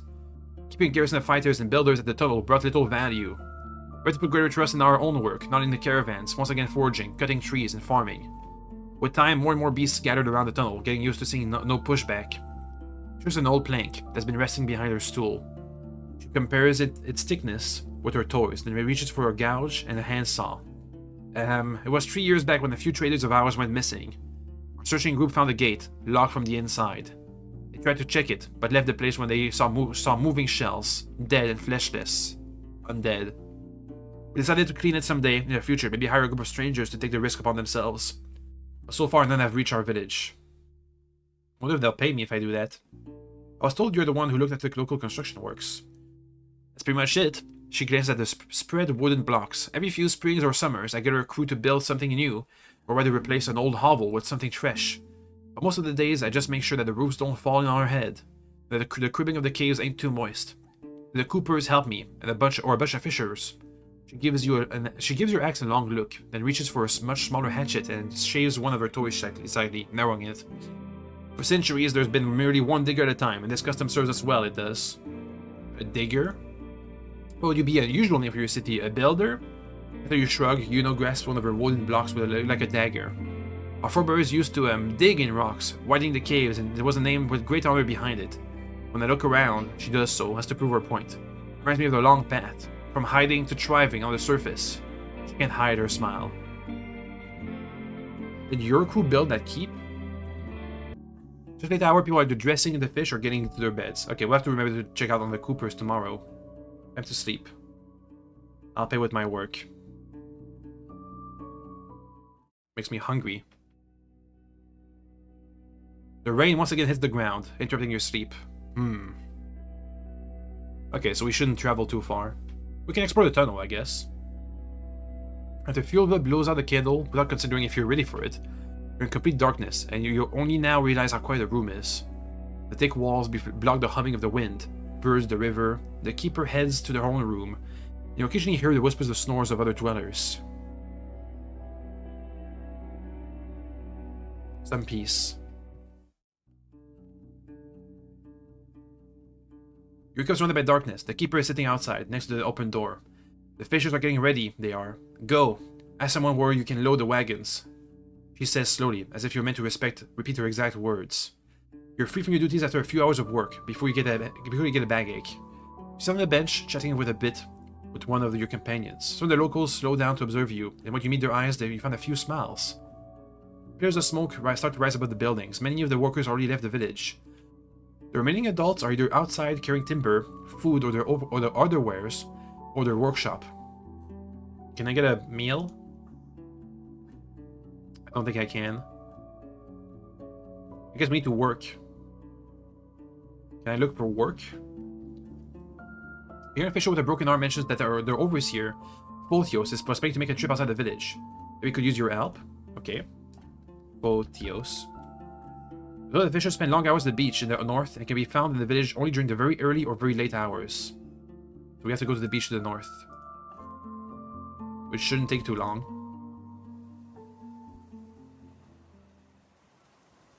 The roar of the sea reaches you first. When the cold wind and the light... Then the cold wind and the light. There are hardly any shrubs nearby, and as you ride downhill towards the white and gold beach, the sunbeam hits you with full force. The sea here is not like the one in Havlevan's port. The harbor and the waters most people see during their busy days are full of life. Ships, warehouses, traders, dockers. And of course there's Sickle, the barrier island that provides the city with its lagoon. Also serves as a home to dozens of species of birds, monkeys, and rodents. For most people, the sea is never silent. But if one travels to Sickle and looks west, or embarks on a boat and sails away, there's yet another view, a very different one. The never-ending blue. The emptiness, the humming waves, the monsters swimming into the surface. Just take a breath, not even interested in the wooden vessels. Many say that if one jumps off a ship with a heavy stone, they'll drown before they touch the seabed. Here, however, the water can be separated from the rocks that cut through it like a swarm of mushrooms in the dark forest. Their shapes and size vary, but it's their numbers that makes them unusual. If you were to name each one, you'd have to make up at least half of the names. There's no doubt where the name Gale Rocks comes from. The stones piercing through the surface of the water are shaped like beast fangs, as they're asking for the ships to dare and test their strength. Where it's possible, I keep to the greener parts of the beach. Sand is awful for hooves. You follow the sharp turns to the right. The road remains broad enough for carts and wagons, and avoids the sand, letting rows trot without disturbances. The grasses to the east and south are short, and hardly any shrubs have managed to oppose the harsh winds. The human activity you witness is intense. A large barge is resting on the river, immobilized by ropes and wooden posts, and you see a few people foraging at the beach in the grasses. Even more people, most of them without wrinkles, are gathered at their pier, where they prepare their boats and nests, and talk about their plans for the following hours. You reach the end of the beating path, getting to the stone-made pier, just next to the small dolmen-shaped shed. Only the doors seem to be fairly new. You know that both of the structures have been repaired many times in the past, crumbling under the touch of the waves. Let me drink a bit of water. I gotta work with these guys to get some food. Either that, or I ride for Foggy's inn. We have some meals ready. Get to the fishers. We also have a fish trap over there. It's not too far. You approach a group of workers standing in front of a shed. Photios is there, one of them tells you, and points to the tallest man, dressed in undyed wool and linen. You discuss something with a group of workers, but as you head in the direction, he nods for you to join him on the side. His outfit is heavy, appropriately so for someone who spends long hours under the hits of the cold onshore winds. The massive leather boots, thick tunic and pants, and a heavy cloak, now held under his arm, make you wonder if he'd even be able to swim. Like most sea folk, he has strong limbs, almost no facial hair, and ears so flat they're hardly noticeable. His neck draws your eyes. It's covered with marks left by the burning suckers of a sea monster, as wide as your fingers long. Below these scars he's wearing a pendant made of a fist-sized black beak. He speaks first, with the strong and confident voice of a young man, no older than 25. We don't really sell any catch on our own. Maybe ask our smokers or the cooks. That's fine, I was hoping to speak with you. And who are you exactly? To introduce yourself, the man raised a corner of his mouth on an angry grimace. I won't have much to tell you, Roadwarden. Like my neighbors, he looks over to the nearby fishers. I struggle with day-to-day living. I do. Not adventures, even less so outsider schemes. Is Cassia working with you often? His eyes narrows. He used to. No, I don't. Such are the things. She's an annoying lass, but that's about it. He's not willing to speak with me. Do you have any work? Work? What do you know about fishing? You mentioned the docks at Havlavan, but after a few questions about fishing nets, boats, and winds, it's clear you don't impress in this conversation. Teaching one how to work with us takes time, effort, and rescuing those who fall overboard. You're a kid of ours, so if anything, it should be you who pays us for sharing what our forebears have mastered. You explain you can fight better than most, and that gives him an idea. Our guards stay at the village, so we always move in groups and waste time securing the beach from harpies and saurians we do. We could put 3 more souls on the boat and keep you on the beach. You guard those not fishing with nets. What do I get out of it? How much do you want, stranger? You respond carefully, and you spend a few minutes discussing the details. Right, you'll get a meal and 2 coin for a peaceful day, another one for putting your life at risk. But you must be at the beach soon after dawn, while we're preparing our boats. And have enough strength to convince me that you'll be more of a help than a bother. Okay, so I gotta have some food, I guess. Okay, and do you have anything you have another, like, real job for the road? It gives you a long look. You know what, outsider?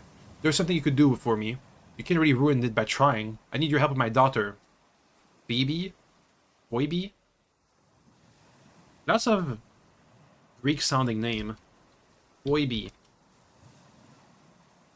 Seeing your look, he raises his hand. Don't worry, she's fine. Merely spell-less. For generations, my family used Numa to lure fish and hold our breaths.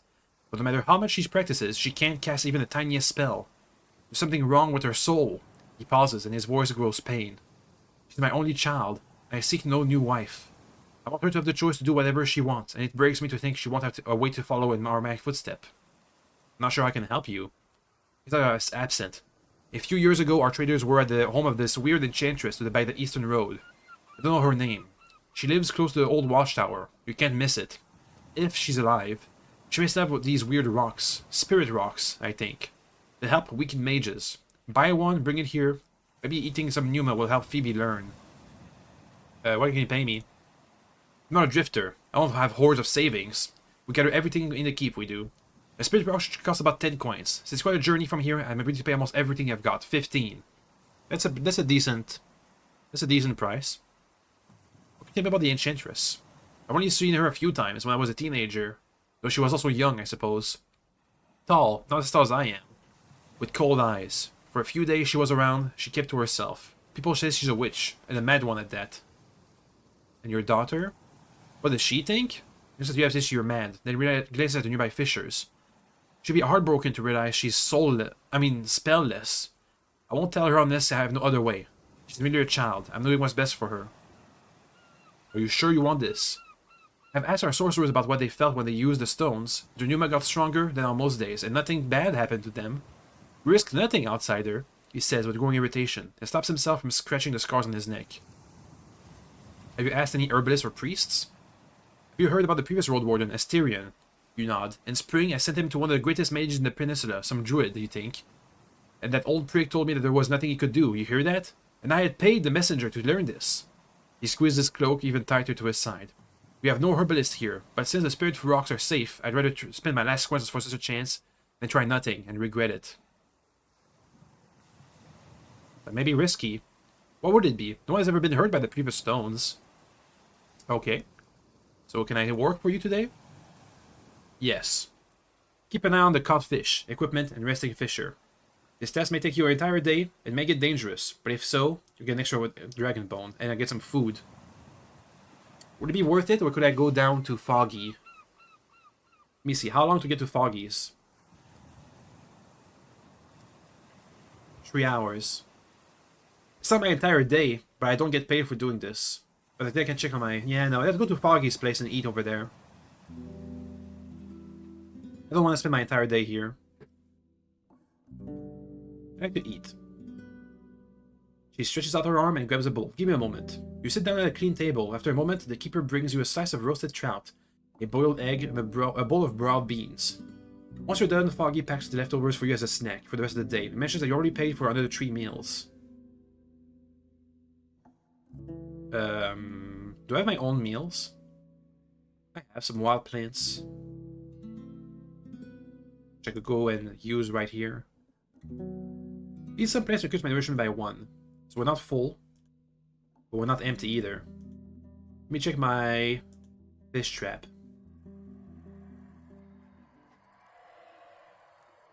It's already afternoon.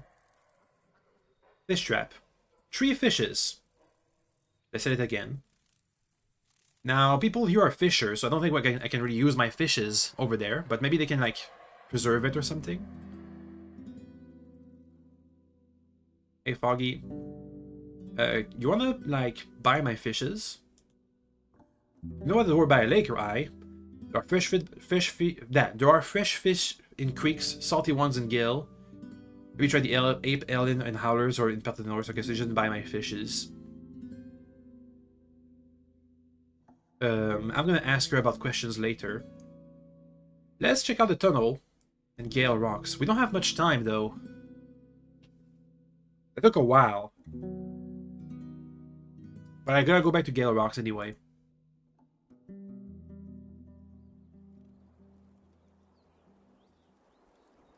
Let's check out the tunnel. Actually, I don't think I can. 2 hours. No. Let's spend the time we have in Gale Rocks exploring again. Can I talk to the fish in the afternoon? Yes, but no. Let's go to the head woman. You see the hill. The guard stands up and puts his woodwork on his pillow and asks you to wait. You hear his and the head woman's voice comes from the hall. You're asked to enter. The closer you get, the more notes she seems, but she says nothing.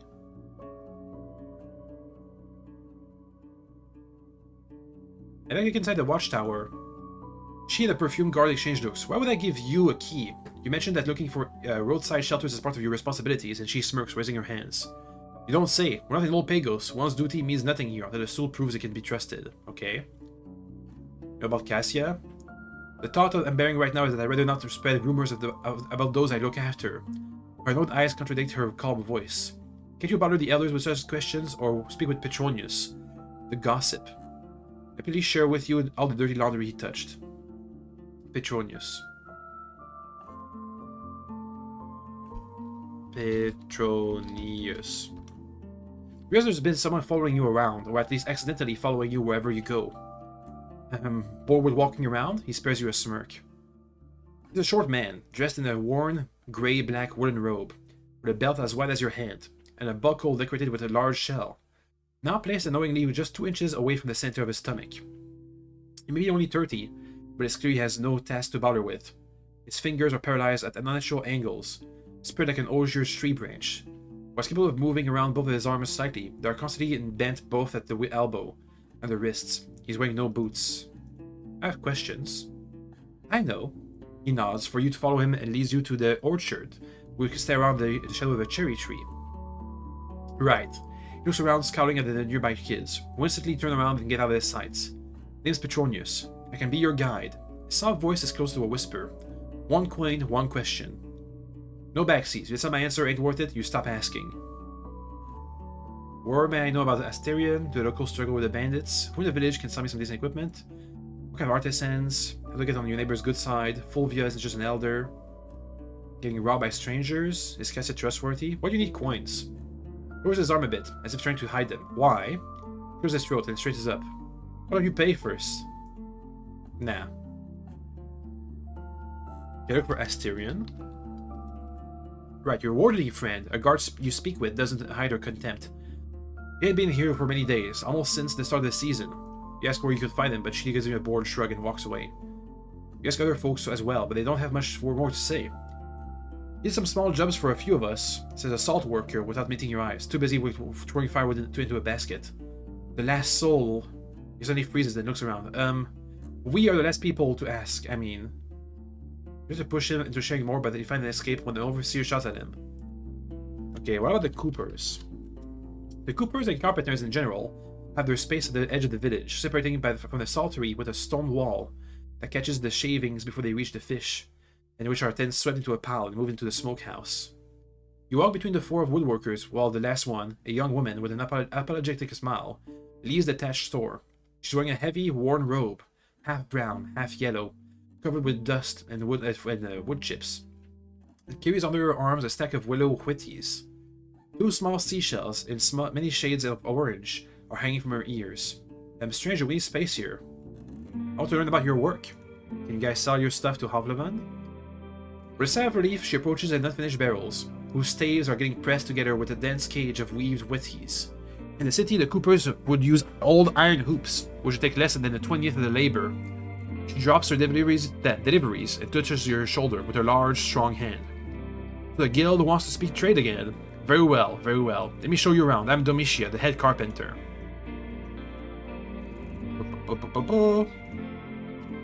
Domitia. I guess. She states with hesitation, and one of her workers mockingly snorts.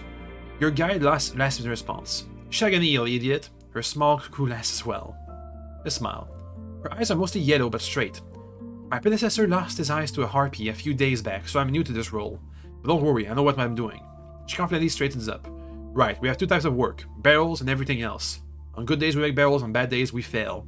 She laughs, but that's fine. We can always get it done after a good sleep. It goes into greater detail, and your eyes start to wander between the benches, pieces of cut wood, mallets, axes, and shaving tools. Noticing this, she nods towards the other workers. When the barrels are resting or bending, we do other things. But only for our own farmers, buildings, fishers. Navika is the most experienced of us, so she makes both paddles, right? Let's write that down. Navika. Boop. She makes paddles, right? Responsible tasks. The tiny woman she points at doesn't even raise her eyes. We sometimes make furniture, we do, but merely when something breaks. So the barrels are the most important. Do you have enough wood? Not really. We use oak, beech, and pine, but staves have to rest for 3 years, sometimes 2, sometimes 4. Every day I bring 14 staves and 2 headers here and replace them with new ones. We're careful with what we have. It's hard to plan years ahead. She gives you a warm smile. You talk about it with my neighbors first, but maybe the guild would like to provide us with timber? We'd rather have barter than lock the coins in the keep, you see. The guild won't move wood to set up their own stall so far to the north, but they may help But they may help you set up a new hamlet, or find you a partner who lives close to the Hag Hills. Right. It would need to be someone outside of the peninsula. Here everyone cuts only for themselves, they do, even those gestures from the creeks. We used to have a camp of lumberjacks, but now our warehouse gets emptier every day. For a bit, you discuss with her the value of the wagons filled with logs, or planks. The discussion leaves you your area of expertise quickly. You simply promise to get a message to the merchants, and Domitia wishes you a safe journey. Okay. Can I ask about... I traded talk with the local coopers, but I could still learn more about the village. Navika? Navika's the best boat maker in the north, says a young boy with a proud posture. Come, I'll take you to her. Carpenters have their space at the edge of the village, separated from the saltery with a stone wall. Blah blah blah blah blah blah blah blah. That's the same text. The tiny woman keeps her distance from the other workers, partially because of the many bits and pieces she needs constantly at hand, as well as the logs, steam planks, and boat kneel only a few steps away from her. She must be at least 40, older than any other woodworkers in sight. Her light brown hair is in a ponytail, letting her work. The simple tunic and pants, made of hemp in 3 shades of red, have short sleeves and legs. Her tanned skin is like dark honey. She glances at you from afar and turns away, cutting some of the log without pause, as if hoping you won't notice her. The massive broadaxe, made of fine steel, looks even larger as if it's resting on her back. It's engraved with the shapes of a toothed heel, twisted onto a spiral. The kids leave you alone, and you're standing next in silence. Heard you make boats? Yep, I make boats. Okay, bye. I guess that's that. We still have half an hour. The smokehouse and the fisher house I can look at. Smokehouse. Maybe they can smoke the fish I caught in the morning. While fish are being smoked at any fireplace you find, the dedicated smokehouse at the edge of the village, close to the saltery, but far enough to save the locals from a smell. You exchange a few words with the workers, learning the salting takes place mainly during the nighttime. The fresh fish arrives, and the smoking occurs all day long. Above torched shavings, without much supervision. Smoked fish stays fresh for longer than you think, unless you take them outside. The rotting starts after merely a few days, so we only sell them to the closer villages. Salted fish last for seasons, but you have to rinse them rightly in a stream, or they'll burn your mouth with all them salts. Oh, so I should also look for a salt house. Or a salt mine. As you observe the workers, most of whom seem either old, tiny, or hindered by past wounds, you notice how stiff their fingers seem to be, covered with cuts. Make you wonder how much salt gets in even the slightest of scratches. And they talk with ease, spending most of their hours gathered in their square, shedding face to face without care, saying not a word about the smell and sight of the scaled, gutted, and boned creatures that surround them. You ask about the price of the barrels of fish and the way they are transported, learning that flour and other supplies are worth more to the locals than dragon bones. After a few minutes, you exchange goodbyes, trying to memorize the details useful for the city guild. While there are always fresh fish available in Havlavan, having a secure supply of preserved meat would be worth many coins during stormy or frozen days. Can I look for somebody who can take stuff that I have to sell? Sell. Okay, you're checking. What will we buy? Okay. Let's look for the salt. The salt house, the salt place. The building has many entrances and windows, and each of them lets out so much steam that one could take this place for a city sauna. You're just a man that's carrying a basket of firewood. I'm working, he growls. Speak with Albus. Write that down! So I can gossip later. Albus. The last words are shouted through the open door to another worker. Hearing it, he looks in your direction, puts away his wooden mold, and heads outside, taking a few deep breaths of cool air. Cheers, cheers. Are you by yourself? Who do you represent? He's not older than 30. Matching his name, his skin and hair are white, though with a healthy pink hidden in his cheeks, nose, and lips, making him look as if he's blushing. When you vaguely say that you're from Havlevan, his curiosity is already satisfied. Alright, good. To have you back after, what, 5 years? Our process is the same as so the lumps look the same. The guild will be satisfied, better keep your head low. I follow him inside. The tour takes a couple of minutes, and while your guide seems very confident in describing the salt-making process step by step in great detail, he doesn't take into consideration that you may be completely unqualified to have a conversation about the topic. You try to catch the gist of it, though neither the sound of the flames or scratching nor the humid air or the smell of sweaty bodies helps you focus. The brine is carried here from a cave pond deep beneath the village, and then boiled in large open pans, made of coarse ceramic, heated by stoves. As water evaporates, it leaves salt behind, and steams a few planks above it, before they get back to the carpenter. The salt is carried onto a drying surface, then lumped into white bricks, with the use of wooden molds. Many things can go wrong, he finishes to tell, but nothing goes to waste. Them shattered lumps get into our fish barrels, all is good. We won't sell you anything of poor quality. Doesn't know about the price. Gives you a few numbers, how many coins, how much flour, or how much iron the locals would take for a single lump. At first, the price surprised you, but then you think but you then take one of the clumps and you rub it with your thumb. One brick will be more than the households will use in a year. Albus interrupts your thoughts. Questions? You put the salt on the table and glance at the steaming pan again. Even though there are only 3 workers here, you realize the production must consume a mound of firewood every year. Where'd you get all the wood from? Doesn't answer right away, choosing his words carefully. We have supplies, and we trade for them with other villages, or at least we used to. We cut trees as well, used to do more so back in the day. With a lumberjack hamlet, far away, so the beasts didn't get angry. They didn't. Alright. Did I explore everything from this village? I feel like we still have to explore the actual fisher cleaning place. Maybe check my quest. It just updated.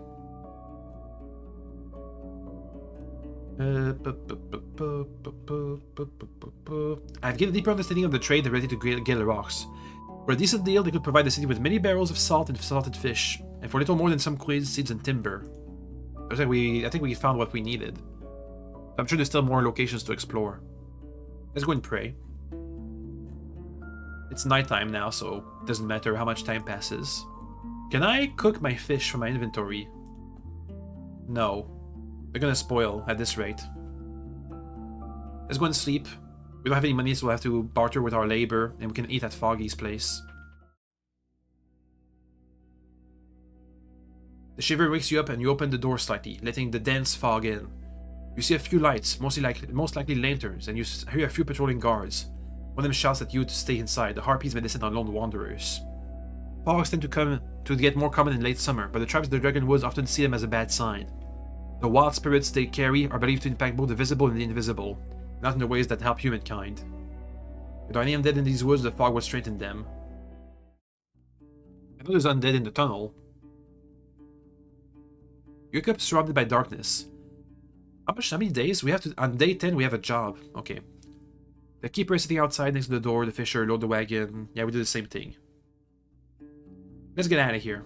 It's no longer muddy. I'll look at the old tunnel later. Once we can fight. I guess we can check our fish trap and take it. We're gonna be moving soon. Fish trap.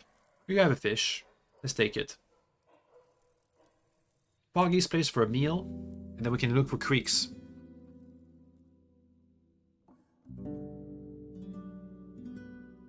I'd like to eat. Again. A full meal. So I have 1 meal left for 1 coin. Very good deal for food. Let's go this way. I think once we get to the creeks, I think we'll have to stop there for today. The road east is beaten and clean, with enough space to fit 2 wagons side by side. You pass by a few plum trees, apple trees, and cherry trees, but many more stumps, likely belonging to what has been turned into Foggy Lake. The life in the plains is busy and loud, but so far you don't see any lurking beasts. Judging by the many trampled parts of the meadow and the fresh food trails, the forager searched this corner of the peninsula quite often. They didn't leave much behind for me. You reach a shining pond at the edge of the forest. You ride beneath two trimmed trees growing on the opposite side of the path, like a column leading to the right's temple. Shouts and heavy steps prepare you for trouble ahead. Two shells are circling around each other. One of them is a four-legged saurian with dark grey skin, as long as her palfrey, but only knee-high. It's wandering left and right along the bank, hissing, repeatedly sticking its split tongue, and then retracting it. The stout monster doesn't look like a born hunter of human, but its long tail is swinging like a whip, for now only threatening so. But you don't doubt that getting hit by it will likely break your bones. The second one belongs to a brown-skinned man wearing a leather pants, a long brown woolen coat, and the matching pelt of a wolf on his head and shoulders, like a haunting hood.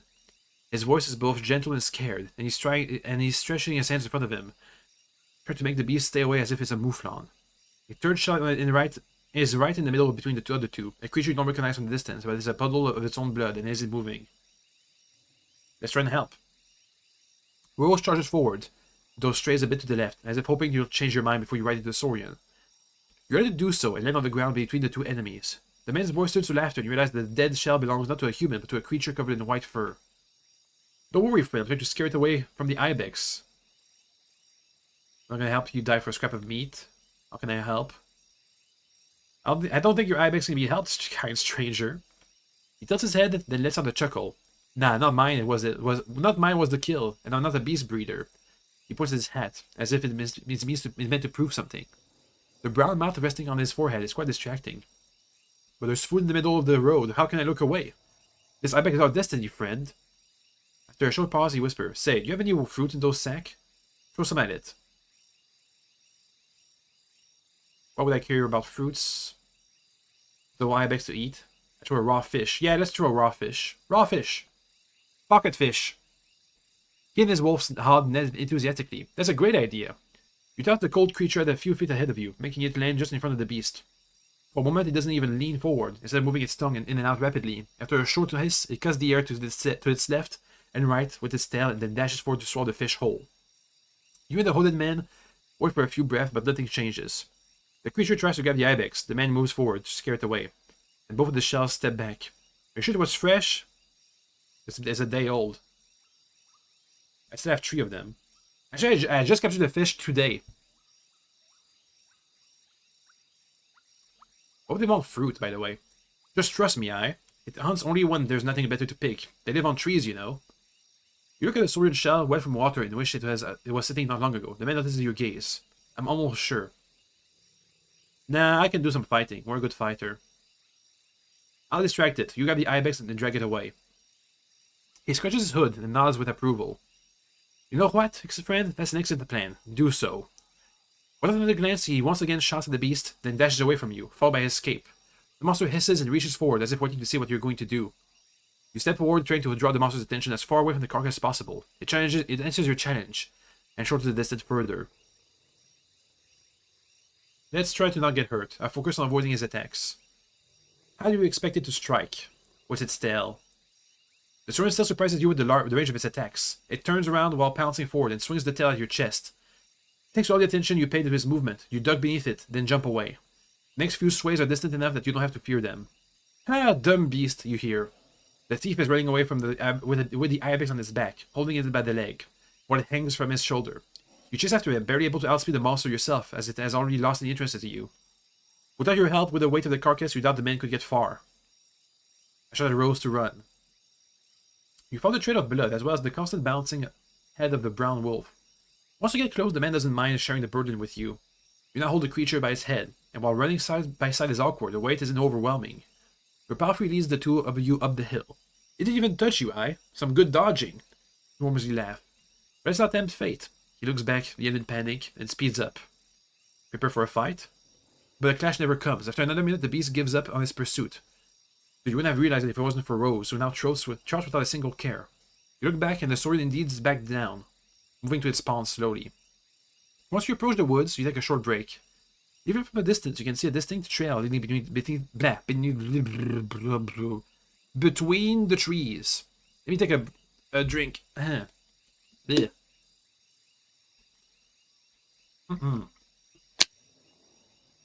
Okay.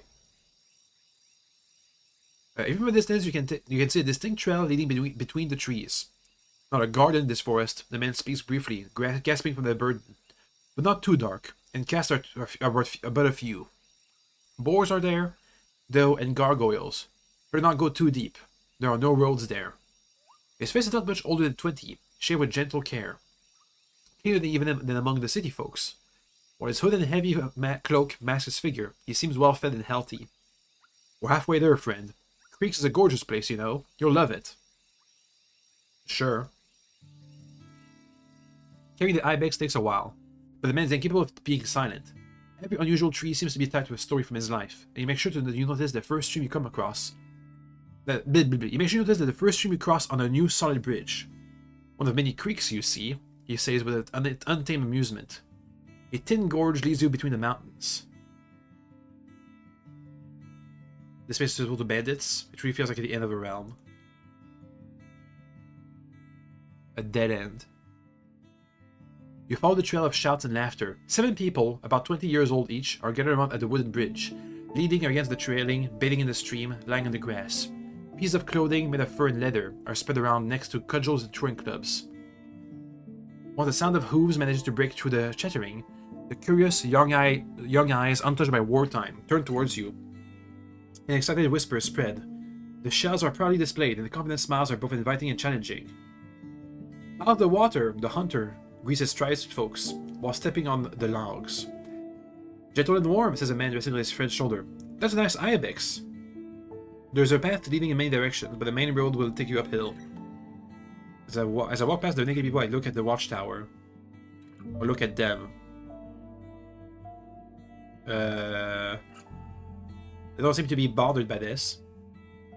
The light dances on wet hair, both on their hands and crotches, luring your eyes just as much as the revealed chest and muscular arms. You've interrupted not just their bath. The soul who's speaking to your guide is embracing another man as he's sitting behind him, while the woman is keeping her arms around the waist of another man. You see hardly any wounds or marks caused by sicknesses. The harshest days of this group are still ahead. As you move your eyes from one person to another, they greet you with kind nods, but you notice that the ones standing on the bridge are holding their breath and leaning away. You notice your own scent, and once you step off the logs, the hunter chuckles. Seeking warmth, don't worry, you can always wash yourself in here. Okay then.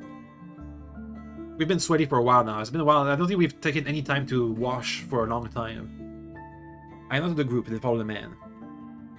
Apparently said as tall as trees, but being placed on the top of the crags makes it look impassable. What? Why is the gate closed? The hunter turns to the watchtower and repeats his question, only louder. Maybe call Ela? Too bad to say that we have guests, aye? Ela. Let me write that down in my notes. Ela. Whoa. Our invisible guard with a female voice leads from the tower. He's coming, Howler, relax. Her shouts hint of no patience towards him. The youth died in the woods after the bath. Why wouldn't we close? The man glances at you. Who's Ela? Just my brother. He gestures to you. He gestures for you to ignore it. And I'm Efren. Okay. Write that down. Efren. Boop. So thanks to our parents, folks keep mistaking our names, but Ela has a stick in his ass, and is as boring and nagging as a legless donkey. The soul from the tower hides again, and the gates open. Way to the village. The sparse clumps of grass survive only on the edge of this spacious yard. The few onlookers wear working clothes, suitable for their hard labor. They're carrying tools, planks, and logs. You're next to a large building of unusual shapes, either at a temple or a house of gathering. It makes you think of a cabin that's been getting larger over the course of the years, with the section in the middle getting darker and more crude than the outer ones. A slightly overweight man is standing in front of the building with open arms. Welcome to Creeks, friend. His voice and eyes are gentle, but there's vigor in his stance and gesture. Efren's was meant to hunt, but I see he brought not one but 2 unusual creatures. The hunter rolls his eyes. Don't embarrass us with this prattle. He raises his voice and fills it with bitterness, addressing it no soul in particular. And maybe ask someone to help us with this ibex. It's our shared catch. He points at you. Now I want to know to whom we are grateful. I introduce myself and I observe him closely. Being close to 30 years old, he's one of the older souls around. Like the other villagers, he has clothes made of animals, not plants. The leather pants and jackets are humble, but a shoulder cape, reaching from his neck to elbows, used to belong to a yellow elk. His brown skin is darker than that of our farmer, and as you look at the outreached hands, they carry the marks of being cut by tools. And I'm Eli, the carpenter. He takes a step forward towards the fruit trees and invites you to move forward. Like most men in the village, he's cleanly shaved. How about you show the rest of the village? How about I show you the rest of the village? It may be humble, but it's as beautiful as a blue starling. Let's make a joke. I already had the opportunity to sip some of your beauties. It takes a moment before Eli figures out what you meant, but Ephraim's laughter is enough for a hint. The carpenter puts a hand on his bulging stomach and playfully taps his fingers. Aye, the youth wants to be longed for, but now don't find many adventurers in their small group. Our older generation see them as our offspring, not bedfellows. At least the block crossing isn't an issue yet. I swear, interrupted the hunter. I'm not carrying the ibex to the kitchen. Someone call the cooks. Dropping the carcass on the ground, he springs away, fretting all the blood on his hands. Let's take a stroll then, says Ela as he leads you forward. Your mount can drink in the creek here. Come, Rose. You tether the mount to a tree next to a drying laundry. Ela points to the land behind the bridge proudly. Our newest addition to the village. The hunters grow old, so we are taking steps away from meat and fruits. It's about only 2 people working the fields, or rather a large garden covered with cabbages, carrots, onions, and garlic. Indistinguishable from the wild plants growing in the woods. On the path between the 2 halves of the field, an elderly woman is sitting on a stool, looking your direction, as if you're interrupting her contemplation. Old Hava here there will turn this place into a proper farm one day. She's a little strange, but keeps her precious memories of her trade. Old Ava. Up. Old Ava. You spot only 2 people working the field, or rather, blah, blah, blah, blah. You like proper seeds. The good ones are expensive, Ela responds right away, as if it's a part of a prepared speech. And we weren't sure about the soil. It's all just a test. He invites you with a gesture to follow him deeper into the village. And there are no seasoned Gale rocks, while the Falsa Howlers won't spare their own, they rather force us to buy food from them. There are farmers at White Marshes, at Ephraim, but it's a dark place. Who knows what they would reap after a year. That's rough. The bonfire spot is surrounded by logs that were cut into tables and stools. Ela approaches the nearest chair, rubbing its back with his cut hand. When we share a meal, we do so here, sometimes beneath the stars. You'd have to see it. The flames dance on the walls to the monsters, roars, and crickets. Ephraim's voice also grows in enthusiasm. Hiding at the edge of the forest is something you won't forget, unless you can drink. Don't swallow anything stronger than spoiled ibex milk. The shadows friend, terrifying. You glaze over the wooden building. While the walls seem fine, the roofs are primitive, mostly made of planks. They're already soggy and bent. There are a few people working on cleaning bark from the log, but the square is mostly quiet, with a few kids observing you from above their toys.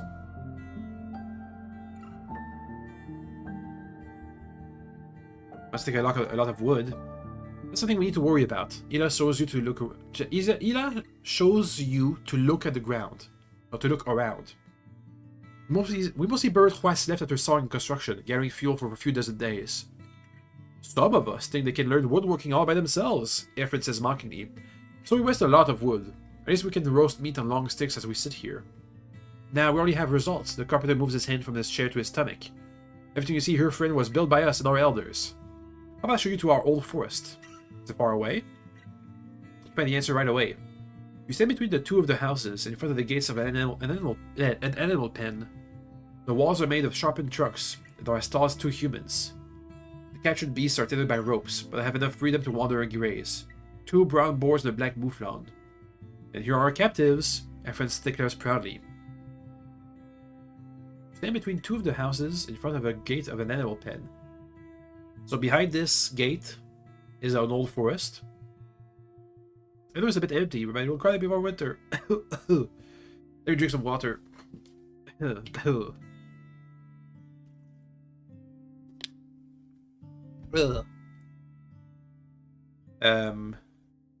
gonna care for them in winter? The hunter swallows loudly, already thinking of his next meal.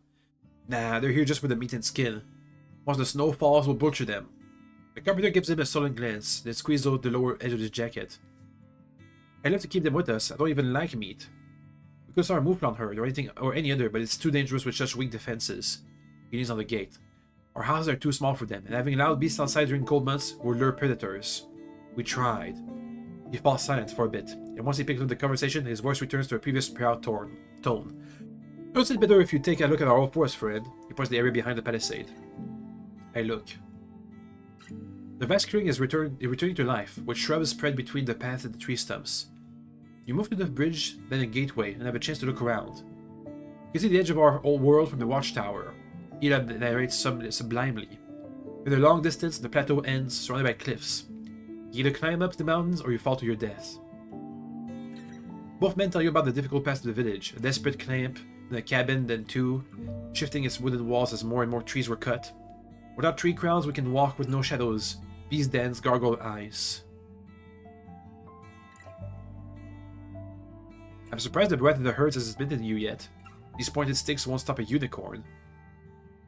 Nothing will, friend, the hunter counters, and the carpenter is eager to follow. I think the landscape, blocking the path here, was one of the best first things our predecessor took care of, and it may be that the beasts don't realize how much this place has changed. He tells you that there's one more thing to see, and continues his tale as you walk away. From time to time, something reaches... There's like every other village. Every time we pass by a village, we always wonder why they haven't encountered the rest of the herds. Apart from Gale Rocks, it looks like. And White Marshes. Old Pagos, Howler's Dell, and Creeks all seem to be doing more than what my character thinks is normal. Okay, so from time to time something reaches our territory. We feel safe among the bushes, but not so that we would send a child there.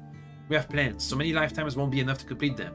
With a mix of melancholy and excitement, making effort listen with attention. I want to see a stone wall with a walk for archers, weapons made of copper, a tannery set at its own camp, so we're free of its stench, farmers, fishers, sorcerers, herbalists. We turn to the main square again. The words of a dreamer. The hunter passes his command back. First we need to learn how to feed our children. We lack strength and skill. Everyone looks at you, but we have time. With time comes opportunity. You reach the edge of the village, a cliff as tall as the wall. Beneath you, two creeks meet each other and form a gentle river. These are the trees we used to learn more about woodwork. Eli is smiling as he leans his back against the walls of the house. We plant new ones, but we'll soon have to bring wood from further away. Give the saplings a few years, or however long they grow. A decade? And this is where I leave the two of you. With your boring tree talks. Everyone points at you. See me later if you need. I'll be around. I rarely hunt alone. The carpenter watches his departing companion with genial eyes. Well, there's work to be done. A new chair awaits me. He leads you to a humble working station placed at the edge of the square. The tools you notice are very simple, if not primitive. We don't have to talk about my trade, Lito. What brings you to us? I have some news. I think we should stop here for today.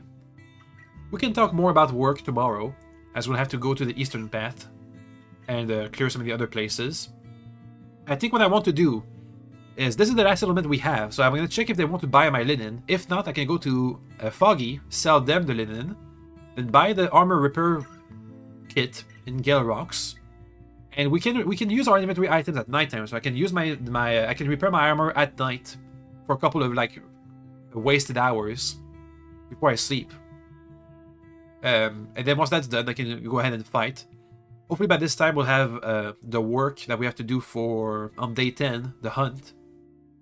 And we'll also try to clear this old tunnel and this ruined shelter and the howlers if we can get something to plug our ears. And we have to clear the eastern. So we have a lot of work to do ahead of us. We have a tunnel to clear, places to be, things to see. Anyway, let's stop for today. Up.